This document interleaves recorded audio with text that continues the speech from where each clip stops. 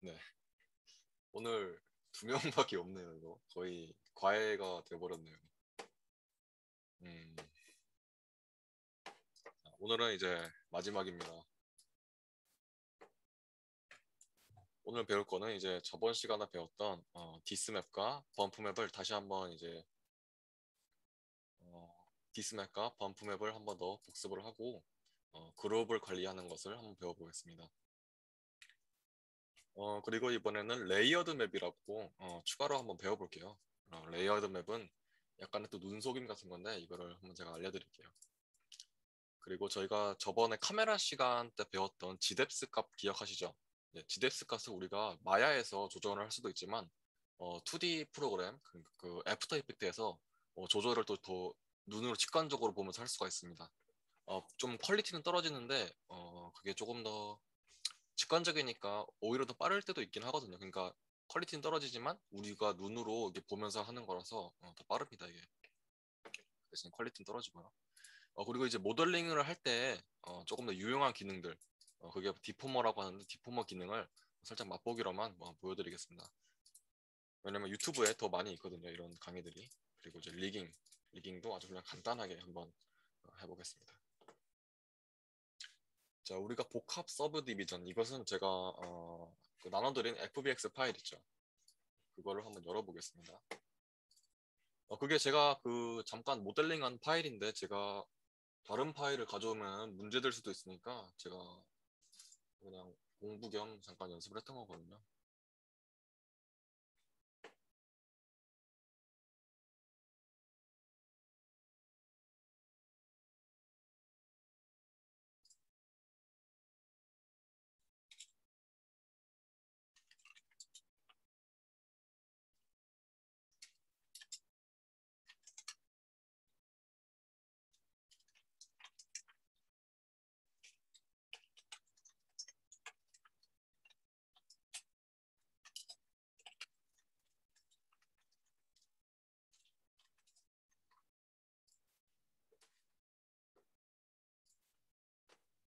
제가 그 FBX 파일을 한번 열어보겠습니다. 블락으로 열어주시고.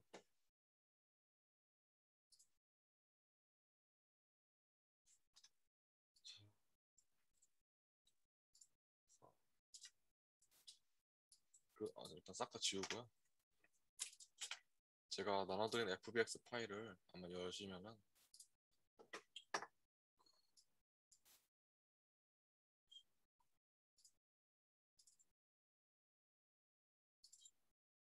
그 스페이스 쉽이라는 FBX 파일이 있습니다. 그것을 압축 해제하셔가지고 드래그 앤 드롭을 해보시면은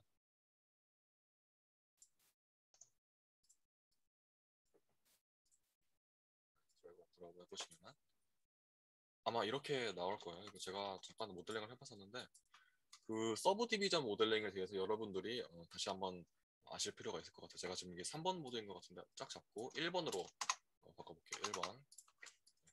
이제 싹다 이제 1번 모드로 되었습니다. 지금 모델링을 한번 살펴보시면 말이죠. 지금 1번, 3번. 여러분들도 제가 한 모델링이니까 마음대로 변형을 해서 사용하셔도 됩니다.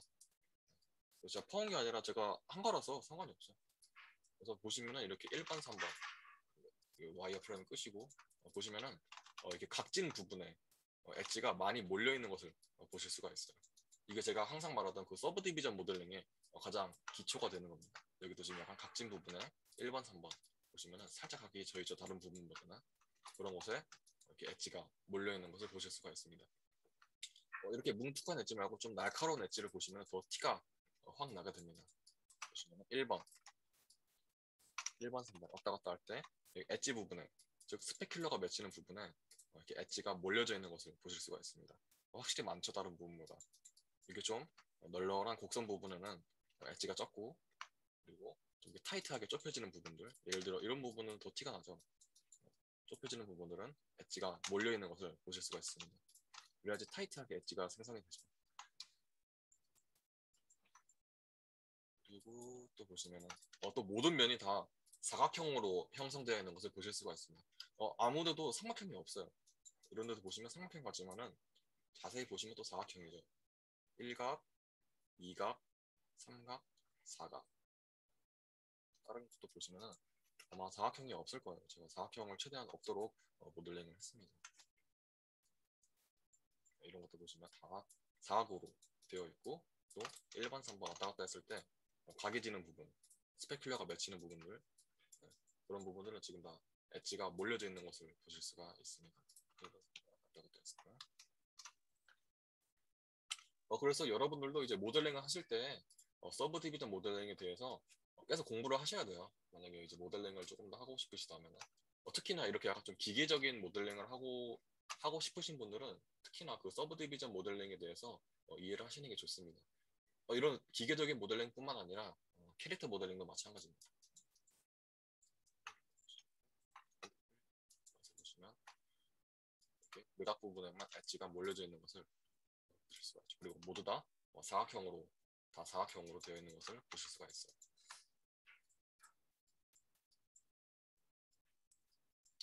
유연성인데 그래서 그렇게 모델링을 하실 때는 항상 엣지 부분에 이렇게 선들이 많이 생기는 것은 아주 당연하다. 그것이 서브 디비전 모델링의 아주 기초다. 그리고 모든 모델링은 웬만하면 다 사각형으로 하는 것이 좋다. 특히 모델링 하실 때 이런 게 어렵거든요. 각진 모델링 위에 이렇게 원이 뚫어져 있는 형태가 가장 정리하기가 좀 어려워요. 지금 보시면은 나머지 곳들은 좀 더 일정하게 네모네모나게 있는데 가운데 원이 하나 끼게 되면서 이게 원이 지금 몇 격형이냐면 1, 2, 3, 4 팔각형 원이 끼게 되면서 이거를 또 사각형으로 정리해 주느라고 또 많이 시간을 썼죠. 이렇게 이런 형태가 가장 어려워요. 그래서 모델링 하실 때 네모네모난 부분에 동그란 부분이 껴져 있으면 이런 것은 사전에 좀 준비를 사전에 내가 엣지를 몇 개 넣을 건지 이런 거를 좀 계산을 하면서 들어가셔야 돼요. 그래서 지금 보시면은 얘를 좀 처리하기 위해서 좀 많이 시간을 썼습니다. 확실히 보시면은 엣지가 좀 약간 어지럽게 느껴질 수도 있죠. 보시면 여기 삼각형이 있네요. 이런 게 그렇게 좋진 않죠. 이런 게 있으면 또 어떻게 없앨지 뭐요? 약간 이런 식으로 없애도 되겠죠. 여기다가 가운데 라인을 그어주게 주면은 사각이 되죠. 하나, 둘, 셋. 이런 식으로 계속 꼼수를 써가면서 다 사각형을 만드는 겁니다. 그냥 꼭 이럴 필요는 없어요. 웬만하면 사각형 만드는 게 좋지만 나중에 진짜 어떻게 해도 삼각형으로밖에 표현이 안 될 때가 있습니다. 이 면들이. 그럴 때는 그냥 어쩔 수 없이 그냥 삼각으로 내버려둬도 그렇게 뭐 크게 상관없습니다. 특히 잘 안 보이는 부분이나 아주 평평한 모델링, 그러니까 뭐 아주 널찍한 이런 부분에서는 삼각형이 껴 있어도 그렇게 큰 상관은 없습니다. 약간 이런 부분 같아요. 이런 부분. 그냥 평면이죠. 이 뒷부분은. 게다가 뒷부분이기도 하고 이런 부분은 이게 삼각형으로 형성되어 있어도 그렇게 크게 상관은 없습니다. 왜냐면 웃긴 게 제가 만약에 이거를 스무스로 한번 걸잖아요. 그럼 스무스 옵션이 모든 면을 또 사각형으로 만들어 줍니다. 내가 삼각형으로 모델링을 했어도 여기서 이제 마지막에 스무스로 걸게 되죠. 스무스로 걸게 되면은 모든 면을 또 사각형으로 처리를 해줍니다. 마야가 알아서 계산을 해서. 근데 이제 내가 원하는 엣지의 흐름은 안 나겠죠. 마야가 알아서 하니까. 제가 이것에서 모두 1번, 3번 왔다 갔다 했을 때 내가 원하는 퀄리티가 나오도록 지금 작업을 했습니다. 네, 엣지가 딱 붙도록. 그래서 이제 이거를 처리하는 방법은 여러 가지가 있겠죠. 마지막에 이제 모델링을 끝냈다. 제가 지금 이거 끝낸 건 아니지만은 백업을 해놓을게요. 그래서 이제 이거를 처리하는 방법은 마지막에 이제 파이널 낼때 메쉬에서 스무스 제가 이거 항상 이거 체크하라고 했죠. 제가 만약에 UV까지 핀 단계라면 제가 지금 UV는 안 핀 단계예요. 프리저블, 엣지 앤 코너즈 선택하고 어플라이. 시간이 꽤 걸리죠. 이거 지금 꽤 오브젝트가 많아가지고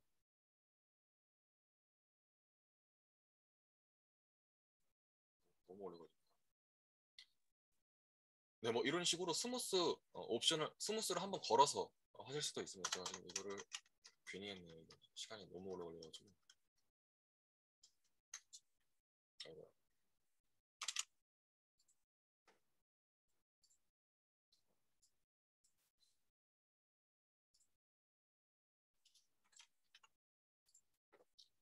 그래서 항상 이렇게 좀 사양이 들어가는 작업인 것 같다. 그럴 때는 항상 백업에 그냥 저장을 해두세요. 저장을 해놔가지고. 네, 그래서 이렇게 보시는 것처럼 이게 다양한 오브젝트, 제가 지금 막 메쉬도 많고 그렇죠. 저기 부품들도 많고 그런 것들을 한꺼번에 잡고 스무스를 걸게 되면은 컴퓨터가 확실히 한꺼번에 연산을 하기 때문에 좀 튕길 우려가 있습니다. 그래서 그럴 때는 하나씩 잡고 좀 부분 부분씩 잡고 스무스를 걸거나 혹은 그냥 제가 일전에 알려드렸던 그 디스플레이스먼트 서브 디비전을 활용해서 하시는 것도 좋은 방법이겠죠. 제가 다시 한번 알려드릴게요. 그래서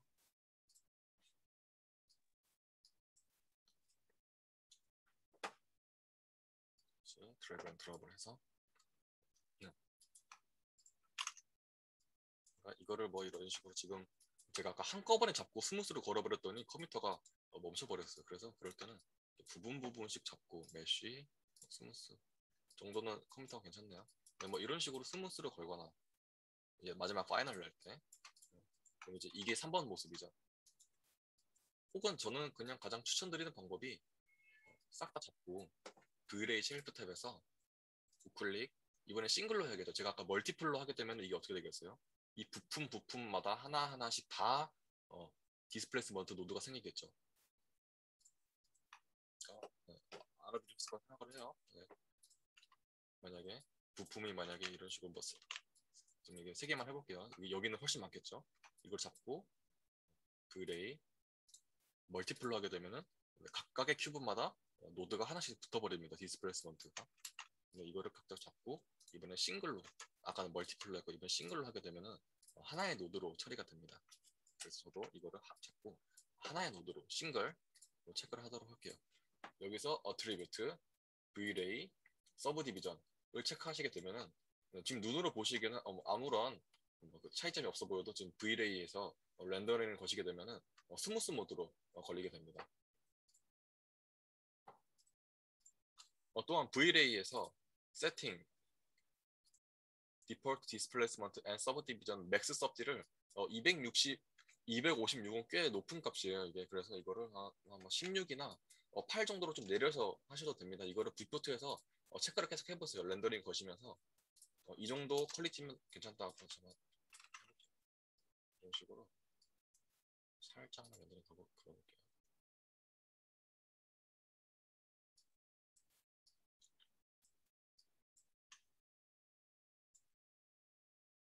보시면 이런 식으로 지금 스무스가 걸린 것을 보실 수가 있어요. 각진 모양이 아니죠. 제가 각을 일부러 준 것을 제외한 거 빼고는 다 부드럽게 지금 처리가 되고 있습니다. 네, 그래서 여기서 세팅에서 세팅, 디폴트, 디스플레이스먼트 앤 서브 디비전에서 맥스 서티를 체크를 해가면서 수치가 낮으면 낮을수록 컴퓨터가 좀 좋아하겠죠. 계산하기 쉬우니까. 그래서 한 32 정도로 내가 퀄리티를 조정해 가면서 한번 엣지를 한번 확인을 해보세요. 지금 만약에 내가 8로 했는데 너무 낮다. 그럴 때는 좀 올려보고 16, 32 이 정도로 그래서 체크를 해보시면서 하시면 되겠습니다. 자, 그 다음에 이제 디스맵, 범프맵을 대해서 한 번 더 알아보겠습니다. HDRI. 제가 가장 많이 들어가는 HDRI 해본 텍스처 탭에서 하나를 다운받아 볼게요. 브릭 모스 001이라는 것을 한번 다운받아 보겠습니다. 2K로 다운받을게요.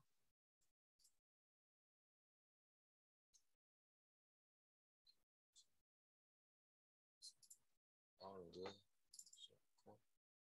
골라 소스 이미지로 다운받겠습니다. 이름은 좀 알아보기 쉽게 브릭으로 제가 미리 변경을 해놓을게요. 그래도 여기 주로 풀고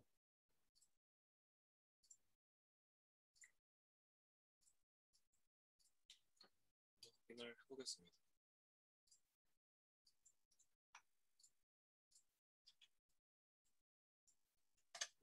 서브 디비전 적정하게 들어가 있어야지 범프 맵이나 노멀 맵이 잘 들어가게 됩니다. 그래서 찾고 모디파이에서 프리즈 한번 걸어주시고 Alt Shift D로 해서 내역도 싹 다 지워주겠습니다. Vray 넣어주시고 이제 간단한 이제 과정이죠. 네. 오브젝트 잡고 이게 텍스처 넣는 탭, Vray MTL 넣는 탭을 클릭을 하시면은 당연하게도 Vray MTL이 생성이 됩니다. 적용이 된 상태로 자, 우리가 한번 다운받은 것을 볼까요? 텍스처가 뭐가 있는지. 소스 이미지 제가 브릭으로 다운받았죠. 텍스처 확인을 해보시면은 디퓨즈 이제 보이시죠? 디프는 디퓨즈입니다. 디스플레이스먼트 그리고 노말 NOR이죠. 노말 그리고 러프니스 보시면은 제가 여기 보시면은 AO라고도 있어요. AO 제가 AO도 한번 다운을 받아볼게요. AO는 앰비언트 오클루전의 줄임말입니다. 앰비언트 오클루전. 이 친구는 제가 PNG로 그냥 다운받아볼게요. 자, 그리고 브릭으로 텍스처 AO로 다운을 해보겠습니다. 지금 보시면 여러분들이 제가 지금 HDR을 해본 말고도 다른 텍스처 사이트가 굉장히 많습니다. 그런 사이트들이 굉장히 많은데 보시면은 이렇게 가끔씩 AO, 앰비언트 오클루전이라는 친구가 섞여 있을 때가 있어요. 텍스처에. 어떤 식으로 적용을 하는지 여러분들 알려드릴게요. 여러분들이 그 전에 알고 계셨던 방법은 이거죠. 디퓨즈 컬러에 체크박스를 클릭하시고 파일 그리고 이미지 네임에서 폴더를 체크를 합니다. 그리고 브릭에서 텍스트 들어가시고 경로 찾아서 디퓨즈 오픈 그리고 컬러 스페이스는 sRGB로 넣는 게 일반적인 과정이었죠. 여러분들이 그동안 아시고 계셨던. 근데 이번에는 제가 AO라는 친구를 얻게 되었습니다. AO는 이런 식으로 좀 음향을 좀 파인 곳을 그림자를 좀 더해주는 방법입니다. 약간 그래서 눈속임이죠. 실제로 파인 건 아니어도 이렇게 좀 음영을 더하게 되면서 이렇게 좀 파인 효과를 내는 겁니다.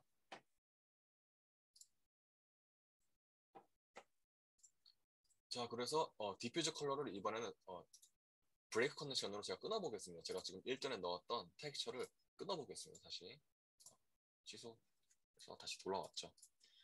이번에는 체크박스를 클릭하신 다음 파일이 아니라 이번에는 Vray 레이어드 텍스트가 넣어보겠습니다. Vray 레이어드 텍스트 클릭. 이제 클릭을 해보시면 아까랑 조금 다른 창이 뜨시는 것을 보실 수가 있어요. 사용하는 방법은 아주 간단합니다. Add New 아이템을 클릭을 해보시면은 이런 식으로 레이어 0 이런 게 생성이 됩니다. 한 번 더 클릭을 해볼까요? 레이어 1, 레이어 2 네, 이런 식으로 레이어가 생성이 되는 겁니다. 다시 지워보겠습니다. 레이어를 프리통 그래서 이게 어떤 뜻이냐면은 제가 지금 렌더링을 간단하게 걸어볼게요. HDRI 이미지를 하나 깔겠습니다.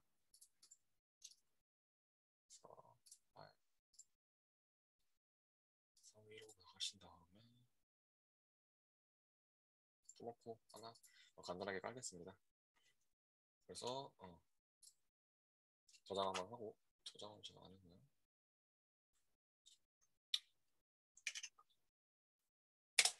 저장할게요. 그래서 렌더링을 걸어 보시게 되면은 이런 식으로 나오게 되겠죠. 자, 레이어드 텍스처의 뜻은 간단합니다. 제가 지금 디퓨즈 컬러에 레이어드 텍스처를 넣었습니다. 지금 레이어 0에 텍스, 마스크, 블렌드 모드, 오페시티 이런 것이 생성되었습니다. 제가 지금 텍스를 파란색으로 넣어볼게요. 너무 진하니까 이 정도 색으로 넣어보겠습니다. 제가 지금 여기에 Add New 아이템을 클릭을 해볼까요? 네, 지금 이 뜻이 뭔 뜻이냐면 레이어 0은 이게 지금 순서가 어도비랑 반대입니다. 어도비는 레이어가 쌓일 때마다 위로 올라가게 되죠. 근데 지금 마야에서는 레이어가 아래로 내려가는 게 위로 올라가는 겁니다. 그러니까 이게 더 위에 있다는 뜻이에요. 그러니까 이 파란색 위에 이 친구가 있다는 뜻입니다. 제가 지금 레이어 텍스처를 그러니까 파란색 위에 이렇게 레드 원 텍스처에 제가 다른 색을 넣어보겠습니다. 노란색을 넣어볼게요. 네, 어떤 뜻인지 아시겠나요? 레이어 0 위에 지금 노란색이 올라간 겁니다. 이런 식으로 녹색 이런 식으로 밑에 있는 마스크는 이 친구가 지금 제가 항상 말씀드렸죠. 0, 0은 블랙, 블랙은 없다. 그렇죠? 그래서 지금 노란색의 텍스처가 마스크가 0으로 되면서 블랙으로 되면서 없게 처리가 되고 있습니다. 제가 이걸 1로 옮겨볼까요? 1로 옮기게 되면 어떻게 되겠어요? 네. 색이 있다로 바뀌어지겠죠. 노란색이 1, 화이트 있다. 이거를 이런 식으로 0.5 정도 하게 되면 어떻게 할까요? 약간 섞이면서 약간 좀 초록빛도 약간 도는 것 같고 약간 그 거무튀튀한 색이 좀 완성됐죠. 그래서 둘이 지금 섞인 거죠. 왜냐면 제가 지금 마스크를 0.5 회색으로 놓게 되면서 색이 섞이게 됩니다. 마스크에다가 또 텍스처를 넣을 수 있겠죠. 만약에 제가 지금 여기다가 체커를 한번 넣어볼까요? 그럼 이제 어떻게 되겠어? 마스크에 체크박스, 마스크가 씌워지게 되겠죠. 그래서 블랙은 없다, 흰색은 있다로 처리게 되게 되면서 지금 네, 이 위에 노란색 텍스처가 보이는 부분들이 이 체크박스의 흰색 부분들이겠죠. 이런 식으로 확인이 되는 겁니다. 어떤 뜻인지 아시죠? 그래서 또 쌓을 수가 있어요. 여기다가 이런 식으로. 지금 쌓았는데 레이어에서 좀 확인이 안 되고 있습니다. 왜냐면 지금 당연하죠. 제가 지금 0, 1, 2, 2가 지금 제일 위에 있죠. 근데 지금 회색이 안 보이고 있어요. 그럴 때는 렌더링을 정지하신 다음에 다시 거시면 됩니다. 그러면 이게 가끔씩 이게 잘 안 먹힐 때가 있거든요. 그럴 때는 렌더링을 정지하시고 다시 거시면 됩니다. 그럼 당연하게도 지금 레이어 2가 맨 위에 있으므로 지금 회색, 아무것도 설정 안 한 것이 보이게 되겠죠. 그렇죠? 만약 블랙으로 하면은 당연히 블랙으로 보일 거고요. 흰색으로 하면은 당연히 흰색으로 보일 겁니다. 이번엔 마스크를 블랙으로 하게 되면은 당연히 이 친구는 이제 없는 게 되겠죠. 흰색으로 하면은 1 있다. 당연히 이 친구만 보이게 되겠습니다.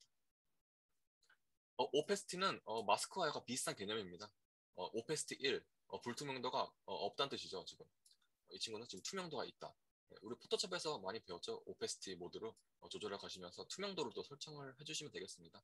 마스크로 한번 조정을 해주시고, 왜냐면 우리가 마스크를 이런 식으로 조정하는 게 아니라 맵을 넣을 수도 있겠죠. 네, 아까 제가 넣었던 것처럼 이런 식으로 지금 마스크에다가 맵을 넣게 되면 조절이 불가능합니다. 그럴 때는 이제 부가적으로 오페스티 맵에서 조절을 또 해주시면 되겠죠. 이런 식으로. 자, 이제 이러한 레이어드 어떻게 방법을 하는지 아셨다면 우리가 이제 활용할 수 있는 방법이 되게 무궁무진해집니다. 자, add new item 클릭, 그다음에 텍스트에다가 똑같습니다. 이번엔 파일에다가 제가 아까 다운받았던 브릭, 텍스처, 디퓨즈를 넣겠습니다. 네, 디퓨즈, 오픈, 컬러 스페이스는 당연히 sRGB가 되겠죠. 지금 보시면 근데 브릭 약간 좀 벽돌의 느낌 치고서 너무 지금 스케일이 큰 거를 보실 수가 있어요. 조금 더 오밀조밀하게 있었으면 좋겠는데, 그래서 제가 플레이스 2D 텍스처 탭에 들어가셔서 리피트 UV를 조금 더 조정을 해보겠습니다. 한 6, 6 정도로 반복을 시켜볼까요? 6, 6은 조금 많은 느낌이에요. 그래서 2, 2, 네, 2, 2 정도 괜찮네요. 자, 2, 2로 다시 상위 폴더로 나오게 되었습니다. 이렇게 되면 우리가 평소에 생성했었던 이거 테스트를 해볼게요. 여기다 그냥 파일을 하나 넣은 거랑 똑같은 것이 됩니다.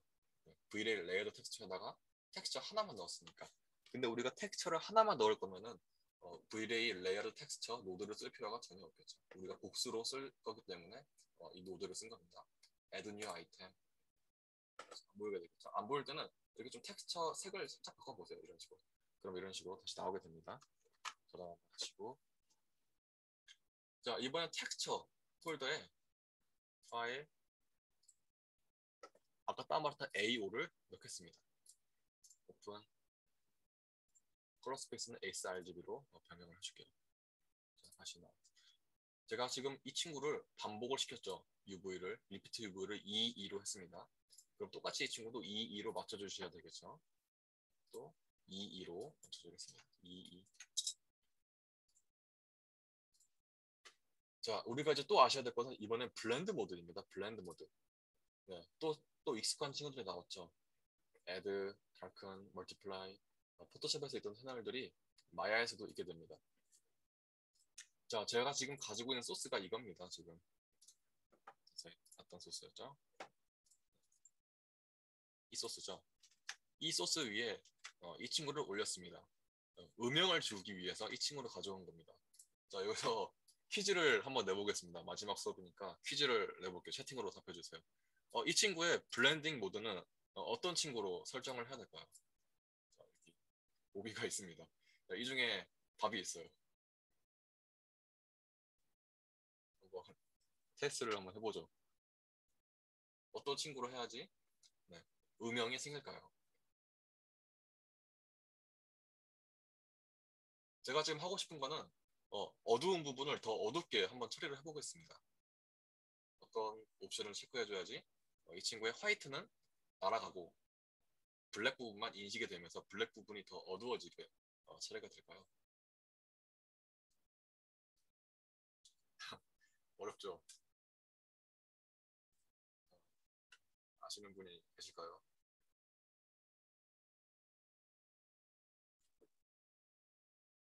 어, 정답입니다. 멀티플라이. 네, 멀티플라이 적용하게 되면은 멀티플라이.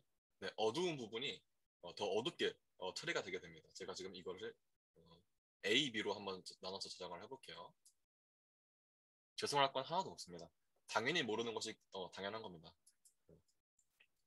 굉장히 저도 이거 한 몇 달간 헤맸거든요. 그래서 저장을 살짝 해보겠습니다. 렌더링이 다 완성된 건 아니지만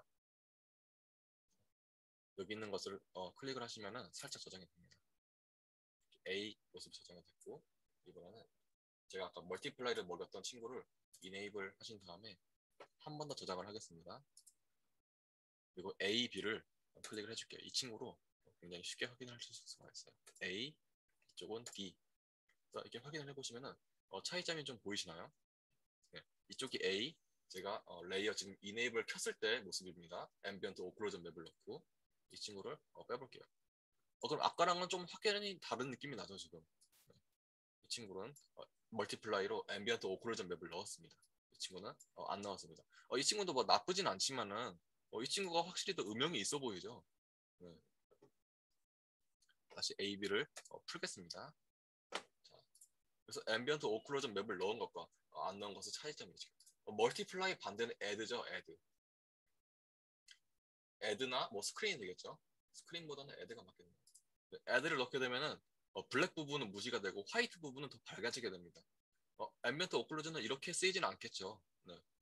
근데 뭐 그런 식으로 알고 계시면 됩니다. 애드는 블랙 부분은 무시하고 화이트 부분은 더 밝아진다.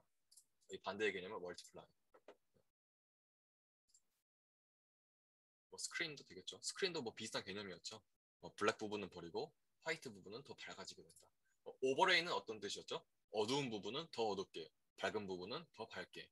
그러면 제가 지금 가지고 있는 맵이 이거니까 우리가 기존 소스에 비해서 어, 밝은 부분, 이런 화이트 부분은 더 밝게 처리되고 기존 소스에 비해서 어두운 컬러, 어두운 컬러는 더 어둡게 처리되면서 어떤 식으로 나올까 저도 잘 모르겠네요. 그래서 한번 좀 넣어볼게요. 오버레이.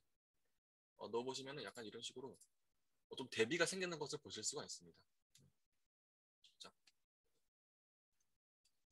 그래서 여기다가 또 멀티플라이드 넣어주시고 그럼 어두운 부분은 더 어둡게 처리가 되겠죠.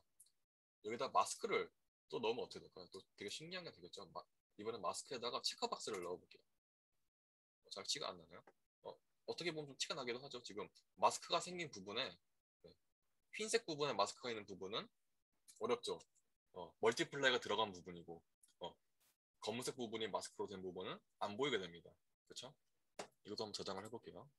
그래서 더블 클릭 렌더링 정지를 하시고 일단 저장했던 거를 더블 클릭해 보겠습니다. 이 친구가 A, 이 친구가 B, 이 친구가 A, B.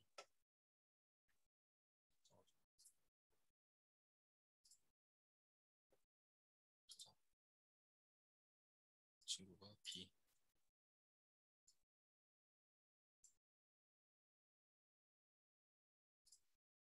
친구가 A. 네, 이런 식으로 지금 보이시게 되죠. 이건 제가 지금 마스크를 넣었죠. 체크박스 마스크를 넣어서 제가 지금 임의로 한번 구성을 해보았습니다.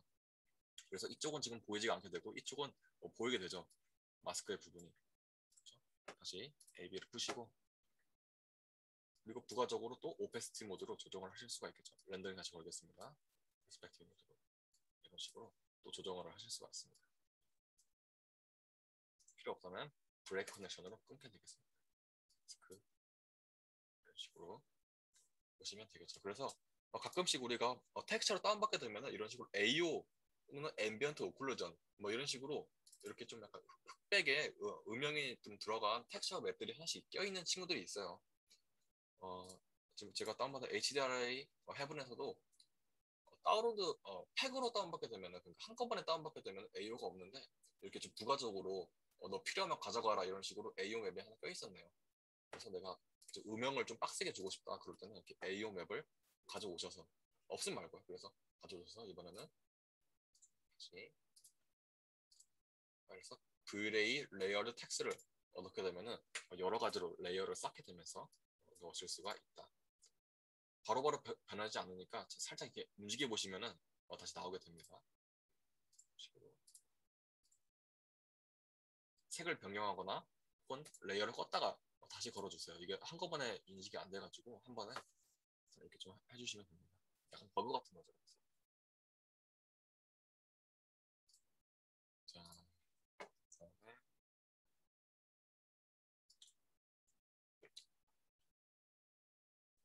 자, 우리가 한 번 더 가져온 것을 또 응용을 해볼게요. 네.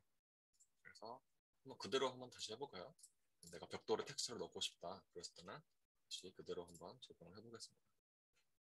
디퓨즈 컬러에는 이번에는 AO 맵이 있으니까 V-Ray 레이어드 텍스처를 넣겠습니다. 그래서 바탕이 되는 레이어는 디퓨즈, 그냥 기본적인 친구를 넣겠습니다. 디퓨즈. 당연히 컬러 스페이스는 sRGB로 되게 되겠죠. 이번에는 새롭게 위로 하나 빨겠습니다. 텍스처에다가는 하이 앰비언트 오클루전 넣게 되겠죠. 그래서 이 친구는 로우로 해도 될 것 같고 sRGB로 해도 될 것 같아요. 딱히 뭐 상관없을 것 같은데 sRGB로 체크를 하겠습니다. 뭐 꼭 정답은 아니에요. 그냥 보기에 이쁘면 장땡이라서 당연히 블렌드 모드는 멀티플라이를 하게 되겠습니다. 그래서 한번 체크를 해볼까요? 아까랑 똑같이 되겠죠? 근데 아까처럼 제가 지금 스케일이 너무 커요. 벽돌 치고는. 그래서 플레이스 2D 텍스처 맵에서 리피티브를 22 하게 되겠습니다. 근데 지금 디퓨즈 맵만 22를 넣게 되면은 이 친구는 안 맞게 되죠. 이 친구는 1로 되어 있으니까. 그래서 이 친구는 똑같이 22로 넣게 해줘야지 맵이 정확해집니다. 똑같이 맞춰지는 거겠죠. 아래호 사이즈는 라지인데 위도 사이즈를 스몰로 입게 되면 짝이 안 맞는 것처럼 이렇게 사이즈를 똑같이 맞춰주는 겁니다. 자, 그 다음에 또 우리가 가지고 있는 정보가 뭐였죠? 그래서 가지고 있는 게 디스플레이스먼트, 디스프, 그리고 가지고 있는 노멀, 그리고 러프가 있습니다.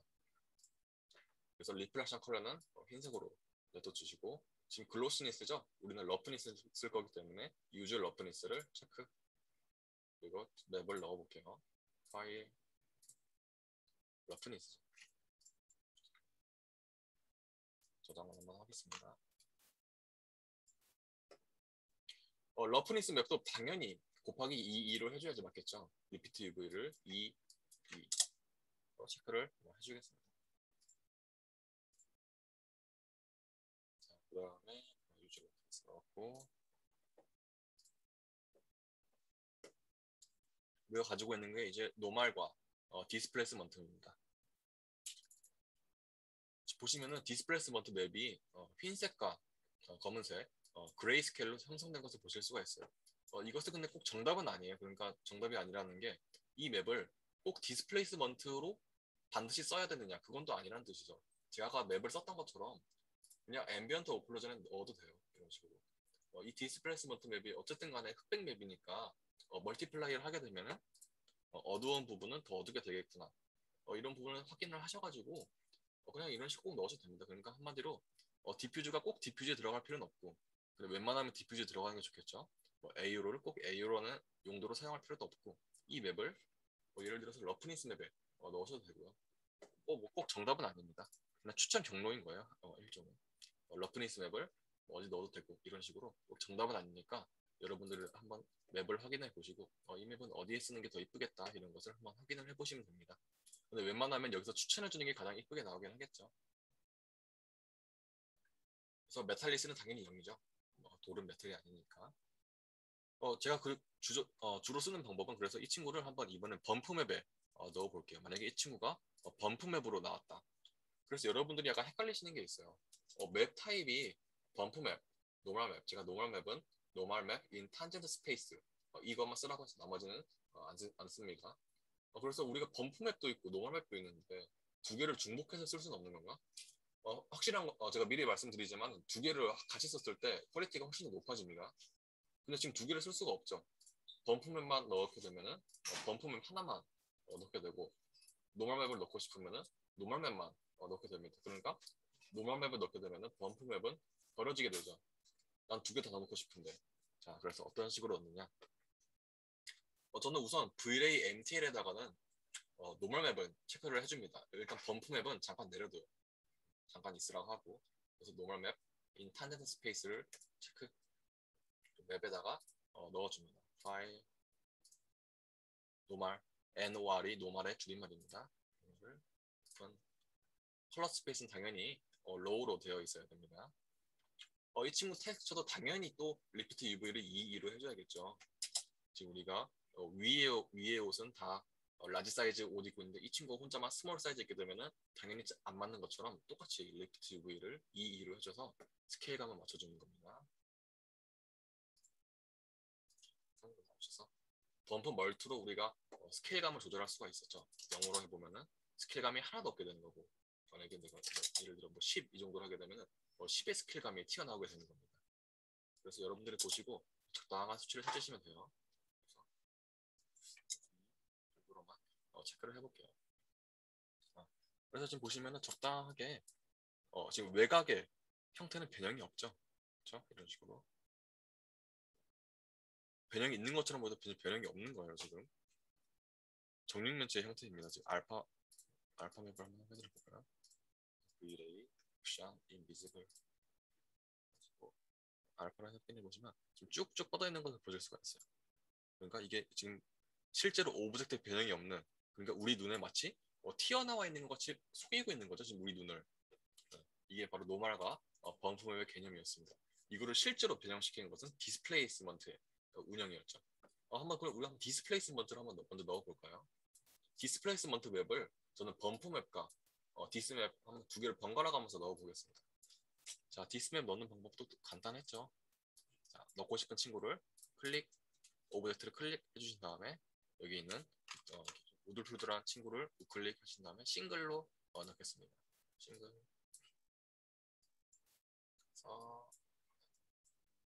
디스플레이스먼트를 클릭해 보시면은 또 맵을 넣으라고 친절하게 나와 있죠. 우리가 다운받은 맵을 넣어 볼게요. 파일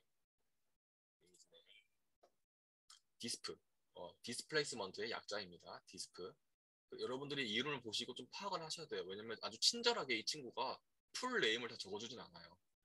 DIP라고 써 있는 것도 있었고 DIS라고만 써 있는 것도 있고 DISP라고 써 있는 것도 있고 그래서 여러분들이 맵을 확인해 보시고 이거 디스플레이스먼트구나 라고 미리 한번 파악을 하셔야 됩니다. 그래서 이 친구를 오픈 당연히 컬러 스페이스는 로우로 설정이 되어 있어야 되죠. 지금 맵을 넣자마자 이 친구 모서리들이 다 벌어졌네요. 다 깨져버렸죠? 이 친구를 다시 붙여보겠습니다.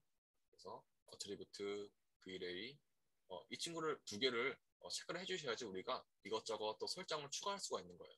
어트리뷰트 V-Ray 디스플레이스먼트 컨트롤과 서브 디비전 앤 디스플레이스먼트 퀄리티를 두 개를 체크를 해줍니다. 이 친구 이 친구 클릭해줘야지 지금 아무런 변화가 없어 보여도 우리한테 수많은 소스가 이게 생긴 겁니다. 너 조절을 하라고 이렇게. 자, 우선 빨리 이 용접부터 해보죠. Keep Continuity를 누르시게 되면은 이런 식으로 모서리 부분이 다 붙게 됩니다. 자, 우리 다시 알파를 한번 확인해 볼까요? 아까와는 다르게 실제로 이제 외곽에 이렇게 울퉁불퉁한 것이 생긴 것을 보실 수가 있어요. 실제로 오브젝트에 이제 변형이 가해지는 거예요. 디스플레이스먼트 맵은. 자, 여기 있는 것들은 여러분들이 건드실 필요가 없고요. 디스플레이스먼트 맵 타입 중에서 2D 디스플레이스먼트와 노멀 디스플레이스먼트만 여러분들이 차이점만 확인해 보시고 계시면 됩니다. 제가 그냥 추천드리는 방법은 노멀 디스플레이스먼트를 넣는 것이 그냥 추천해 드립니다. 2D 디스플레이스먼트 맵은 여러분들이 이것저것 수정을 할 수 있는 여지를 남겨두는 거예요. 그러니까 프리셋을 맡겨두지 않고 여러분들이 뭐 여기는 뭐 어느 정도, 여기는 뭐 이 정도, 그러니까 아무튼 수동으로 체크를 해주신다고 생각을 하시면 되고 노멀 디스플레이스먼트는 자동으로 그냥 마야에서 추천하는 경로대로 이렇게 해주신다고 생각을 하시면 됩니다. 그래서 노멀 맵을 넣겠습니다. 만약에 지금 조금 더 튀어나왔으면 좋겠는데 벽돌들이 스케일감이 그러면 이 제가 지금 또 실수를 하고 있네요. 어떤 실수냐? 이 맵도 곱하기 2를 해줘야 됩니다. 리프트 UV를 2를 해줘야 됩니다. 마찬가지로 2. 그렇죠? 뭐 어마운트 높이면 높일수록 이런 식으로 뭔가 부피가 커지게 되면서 네? 스케일감이 커지고 있죠. 6 좀 가볼까요? 엄청 좀 이제 약간 기괴해지기 시작했어요. 이러면 스케일감이 너무 큰 거죠. 적당한 수치로 올려줘야 됩니다. 한번 저장을 한번 할게요. 또 깨질 것 같아가지고 저장. 디스플레이스 모드로 스케일감이 너무 커졌다. 그럴 때 다시 원본의 스케일로 돌아가는 방법은 이 친구를 나누기 2 하신 다음에 마이너스를 붙여주라고 했습니다. 2에 나누기 2 하면은 1이 되겠죠. 1에 마이너스 붙여주는 겁니다. 이런 식으로. 그러면 이렇게 튀어나온 스케일감은 살아있게 되고 전체적인 부피감은 다시 줄어들게 됩니다. 4 하게 되면은 나누기 2 하면 2죠. 2인데 마이너스를 붙여가지고 2 해주게 되면 이렇게 좀 벽돌의 스케일감은 그대로 튀어나오게 되고 전체적인 부피감은 줄어들게 됩니다. 다시 알파맵을 제가 확인하는 이유는 외곽을 조금 더 확실하게 알아보기 위해서요. 보시면 실제로 이제 우리가 지금 모델링 한 거는 이거죠. 모델링이라고 것도 없지만 실제 오브젝트 모양은 이건데 우리가 지금 비포트 상에서 보여지고 있는 렌더링 상에서 보여지고 있는 모습은 진짜 실제로 이렇게 왜곡이 가해졌어요. 이런 식으로. 저장을 한번 미리 해볼게요. 디스플레이스 버튼을 저장, 히스토리 저장을 합니다. 근데 이런 식으로 만약에 우리가 이렇게 카메라가 붙어온다, 외곽까지 같이 보여주게 된다. 이럴 때는 디스플레이스먼트 웹이 꽤 효과적입니다. 우리가 여기서 또 이제 조정할 수가 있었죠. 필터 텍스처는 꺼줄게요. 필터는 필요 없어서 필터 하게 되면 좀 뭉개지는 느낌이 있거든요. 그래서 꺼주시고 엣지 랭스를 또 조절할 수가 있겠죠.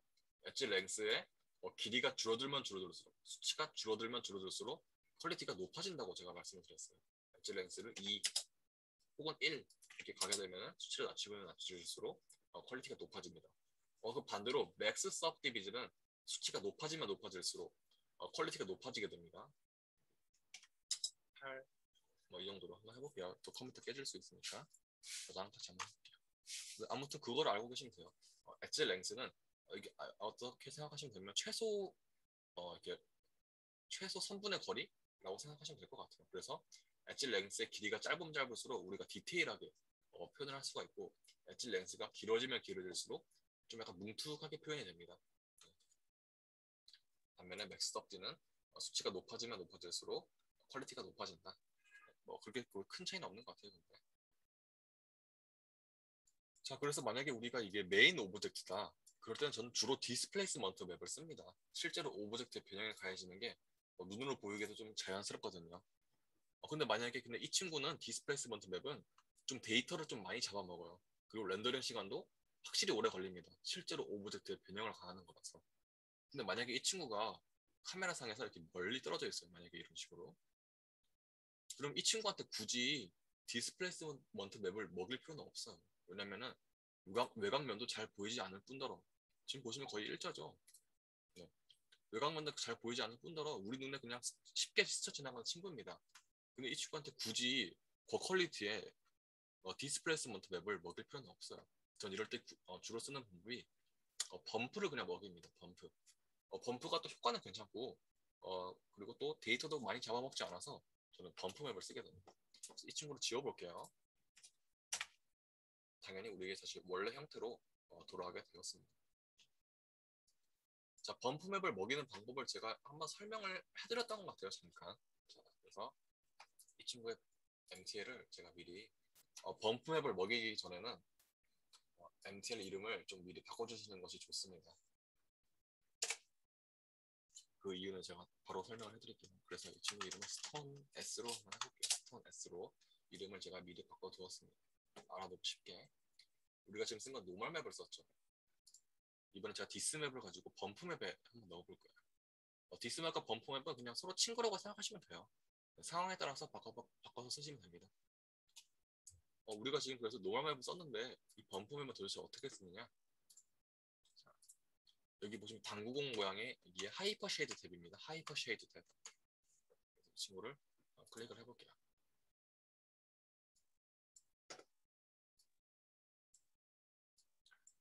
지금 보시면 제가 이름을 아까 바꿨던 스톤 S가 메테리얼 탭에 들어가 있습니다. 제가 만약 이 친구를 이름을 안 바꾸고 그냥 VLA, MTL 10, 11 이런 식으로 쭉 나열되어 있다면 지금은 찾기 쉽겠지만 나중에 이게 막 쌓이게 되면은 이름 찾기가 굉장히 어렵습니다. 그래서 미리 이런 식으로 찾아보기 쉽게 이름을 바꿨어요. 자, 그래서 이 친구를 잡습니다. 오브젝트 모드를. 그리고 이번에는 여기 있는 MTR 탭이 아니라 우측에 있는 약간 좀 형형색색의 동그란 모양을 우클릭 해줍니다. 우클릭. 그럼 또 다양하게 뭐 많이 나오죠. 여기서 우리가 클릭할 것은 세 번째 있는 Vray MTL, Vray 범프 MTL이라고 있습니다. 이 친구를 클릭해주겠습니다. 클릭하자마자 우리 뷰포트상에 갑자기 이 친구가 까무잡잡하게 변한 걸 보실 수가 있어요. 이 친구를 클릭을 해볼까요? 보시면 우리 상단 탭에 Vray 범프 MTL이라고 새로 생겼습니다. 이 친구가. 클릭을 해볼까요? 그리고 이 친구의 베이스 매터리얼. 베이스 매터리얼에 아무것도 빈 칸에 있는 것을 보실 수가 있습니다. 이 칸에다가 우리가 아까 만들었던 스톤 S를 넣어주시는 거예요. 어떻게 넣느냐? 미들 클릭, 마우스 미들 클릭, 그러니까 휠 클릭이죠. 휠 클릭을 하시고 좌클릭, 우클릭이 아니라 가운데 미들 클릭입니다. 잡으시고 스톤 S를 잡으시고 그리고 창이 살아있어야 됩니다. 베이스 MTL 이렇게 잡으시고 꾹 드래그 하셔서 여기 이름 탭에다가 드래그 앤 드롭을 해줍니다. 미들 클릭으로 드래그 앤 드롭을 해주는 거예요. 이런 식으로 해주시면은 다시 생긴 모습 보실 수가 있을 거예요. 사라졌나?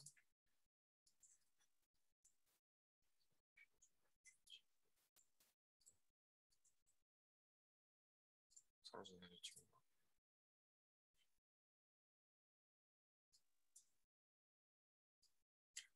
네, 여기다가 이제 우리가 이제 생기는 범프 맵이 생기게 됩니다. 여기다가 이제 우리가 범프 맵을 넣어주는 거예요. 맵에다가 체크를 하시고 파일, 디스플레이스먼트를 넣게 됩니다. 이런 식으로. 당연히 텍스처는 곱하기 2로 해줘야 되겠죠. 2 찍어줍니다. 그 다음에 렌더링 걸어볼게요. 걸어보시게 되면은 이제 범프 노멀과 이제 노멀에다가 범프까지 더해진 겁니다. 그러니까 이중으로 이제 우리 눈을 속일 수가 있는 거예요. 범프 맵도 있고 노멀 맵도 있고. 저장을 다시 해볼까요? 카메라 뷰를 괜히 돌렸네요. 자, 그래서 이 친구 A, 이 친구 B. 보시면 지금 카메라 때문에 카메라 시점이 좀 달라져서 좀 보기 그럴 수도 있지만 자, 보시면은 이게 디스플레이스먼트 맵을 넣은 거고 이 친구는 범프 맵과 노멀 맵을 같이 넣은 거예요. 이 친구는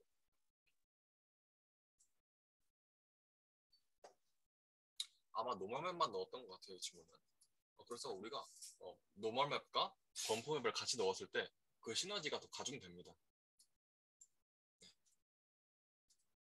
귀찮을 때는 그냥 주로 그냥 이거 하나만 써가지고 노멀만 넣긴 해요. 근데 저는 노멀 맵과 범프 맵 두 개를 넣었습니다. 그러니까 이 MTL을 위에 범프 맵이라는 친구가 생긴 거죠.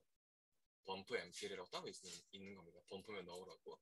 그래서 하이프 쉐이드 탭에서 이 친구를 미들 클릭으로 쭉 드래그해서 베이스 매트를 넣어준 다음에 이 친구가 베이스고 범프 맵을 추가로 넣을 수가 있는 겁니다. 이런 식으로 범프 맵 혹은 여기다가 범프 맵을 넣고 예를 들어 이런 식으로 디스플레이스먼트 맵을 넣고 디스플레이스먼트 맵을 저는 지금 범프 맵으로 이용하고 있어요. 그래서 범프를 넣고 이 바깥에다가 노멀 맵을 넣어도 되겠죠. 순서만 바뀐 거겠죠. 여기다가는 이제 노멀 맵을 넣으시면 되겠죠. 노멀 그래도 똑같겠죠. 이런 식으로 하시면은 노멀 맵과 범프 맵을 두 개로 쓰실 수가 있습니다. 그래서 중복으로 썼을 때 그 효과가 가장 좋긴 하다. 근데 카메라 시점에서 이렇게 멀리 떨어져 있거나 하실 때는 굳이 꼭 그렇게 써야 되나 싶으니까 데이터도 아낄 겸 뭐 하나만 쓰셔도 되고 혹은 이것도 데이터 쓰기 아깝다. 그럼 브레이크 커넥션 디퓨즈 컬러에 그냥 이 정도 A5 정도만 넣어도 멀리서 봤을 때는 티가 잘 안 나요. 이게 뭐 디스플레이스먼트인지 범프인지 이게 실제로 튀어나오는지 안 튀어나오는지 잘 모릅니다. 우리 눈을 속이기 때문에. 그래서 카메라 시점을 항상 확인을 하셔야 돼요. 카메라 시점에서 이게 가깝다. 그리고 외곽 나래까지 보이게 된다. 그럴 땐 당연히 디스플레이스먼트가 효과적이겠죠. 근데 이런 식으로 외곽은 안 보이고 이런 식으로 줌인된다. 바닥에 스케일만 보인다. 그럴 때는 범프나 노멀 정도만 쓰시면 되겠고 꽤 멀리 떨어져 있다. 그럴 때는 뭐 범프면만 쓰셔도 되고 혹은 범프도 안 쓰고 그냥 디퓨즈 탭에다가 A5 정도만 넣어도 된다. 그래서 우리가 모든 것은 카메라 시점에 따라서 작업의 디테일이 달라진다라고 생각을 하시면 되겠습니다. 우리 3D를 하시게 되면은 어떻게 보면은 약간 좀 데이터와의 싸움이죠. 그냥 데이터를 최대한 안 쓰고 최대한 효과적으로 보이게 하는 겁니다.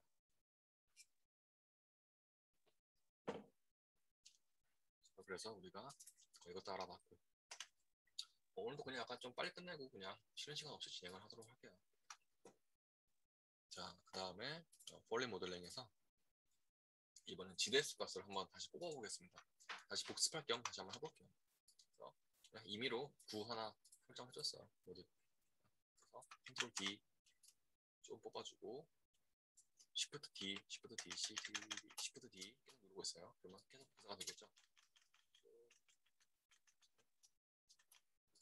자, 맞습니다. GDS 값을 뽑기 위해서 우리 카메라를 하나 더 생성을 해볼게요. 그래서 이번에는 스페이스바, 좌클릭 이렇게 생성을 해도 되지만 create 카메라 생성을 한번 해보겠습니다. 스페이스바 그래서 우리가 탑뷰 말고 프론트 뷰에다가 한번 해볼까요? 이번에는 프론트 뷰, 퍼스펙티브 뷰, 카메라 1